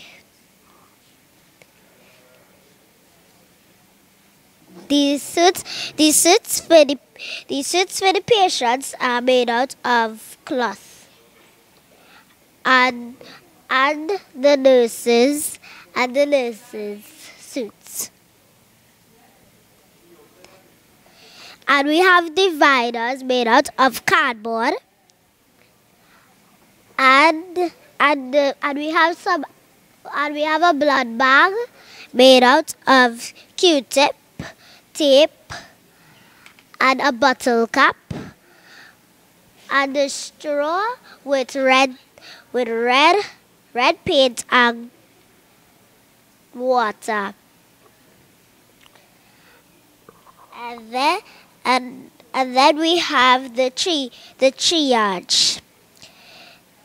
At the triage, we have gurneys made out of yogurt bottles and buttons. We have IV. We have IV. We have IV bags, and the IV bags were made out of Q-tip, tape, and bottle caps, and straw, and water.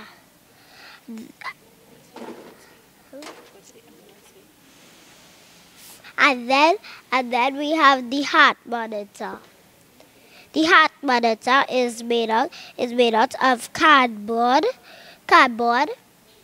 with cardboard tape and glitter.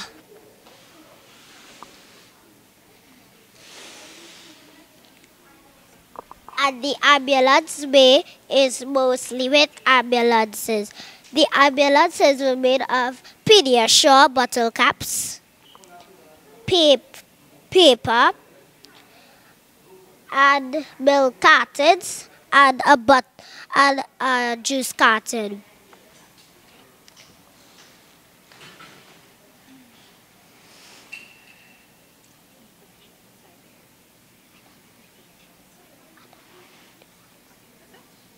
And that is what makes up my replica of San Fernando General Hospital.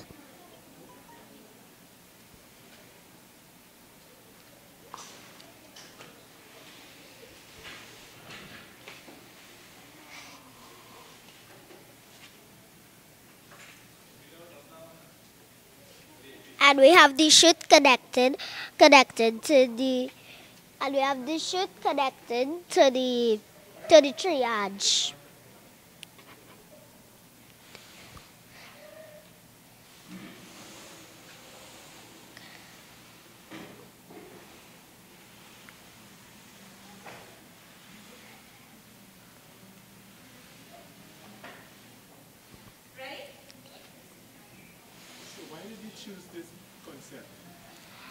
I choose this concept because when I grow up, I would like to be a doctor and I would like to work in San Fernando General Hospital. What kind of doctor you would like to be? I would like to be a doctor who takes our babies. Okay. So you know what subjects you need to study in secondary school? Science. Yes, sciences. Physics, chemistry, biology. Okay. So you told your mommy already? Yes. Okay. What secondary school you want to go to? I want to go to Naparima Girls. What do you have to do to get there? I have to study very, very hard. So if you had to send a message to girls your age who are not as focused as you are, you just want to play, what would you say to them? I would say you are not wrong to play, but you must focus on a little work in your life.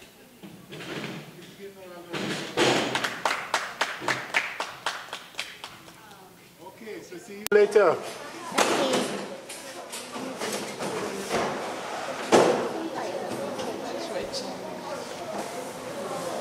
My name is Chrisanda Dacey.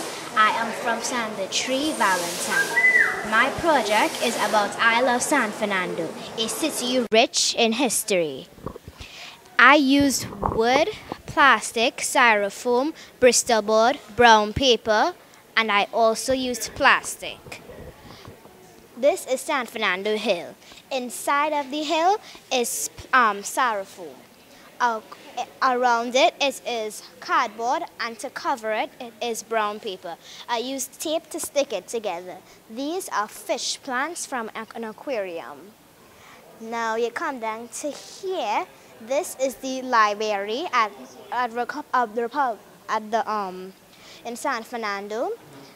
These are the cars that pass by the promenade and getting the view, and they always pass by here, so they see everything that you see here. This is the last train to San Fernando. And then this is the clock at Republic Bank. And this is San Fernando City Hall, the building we are in right now. That is how you get my project. I love San Fernando. So what do you want to be when you get older?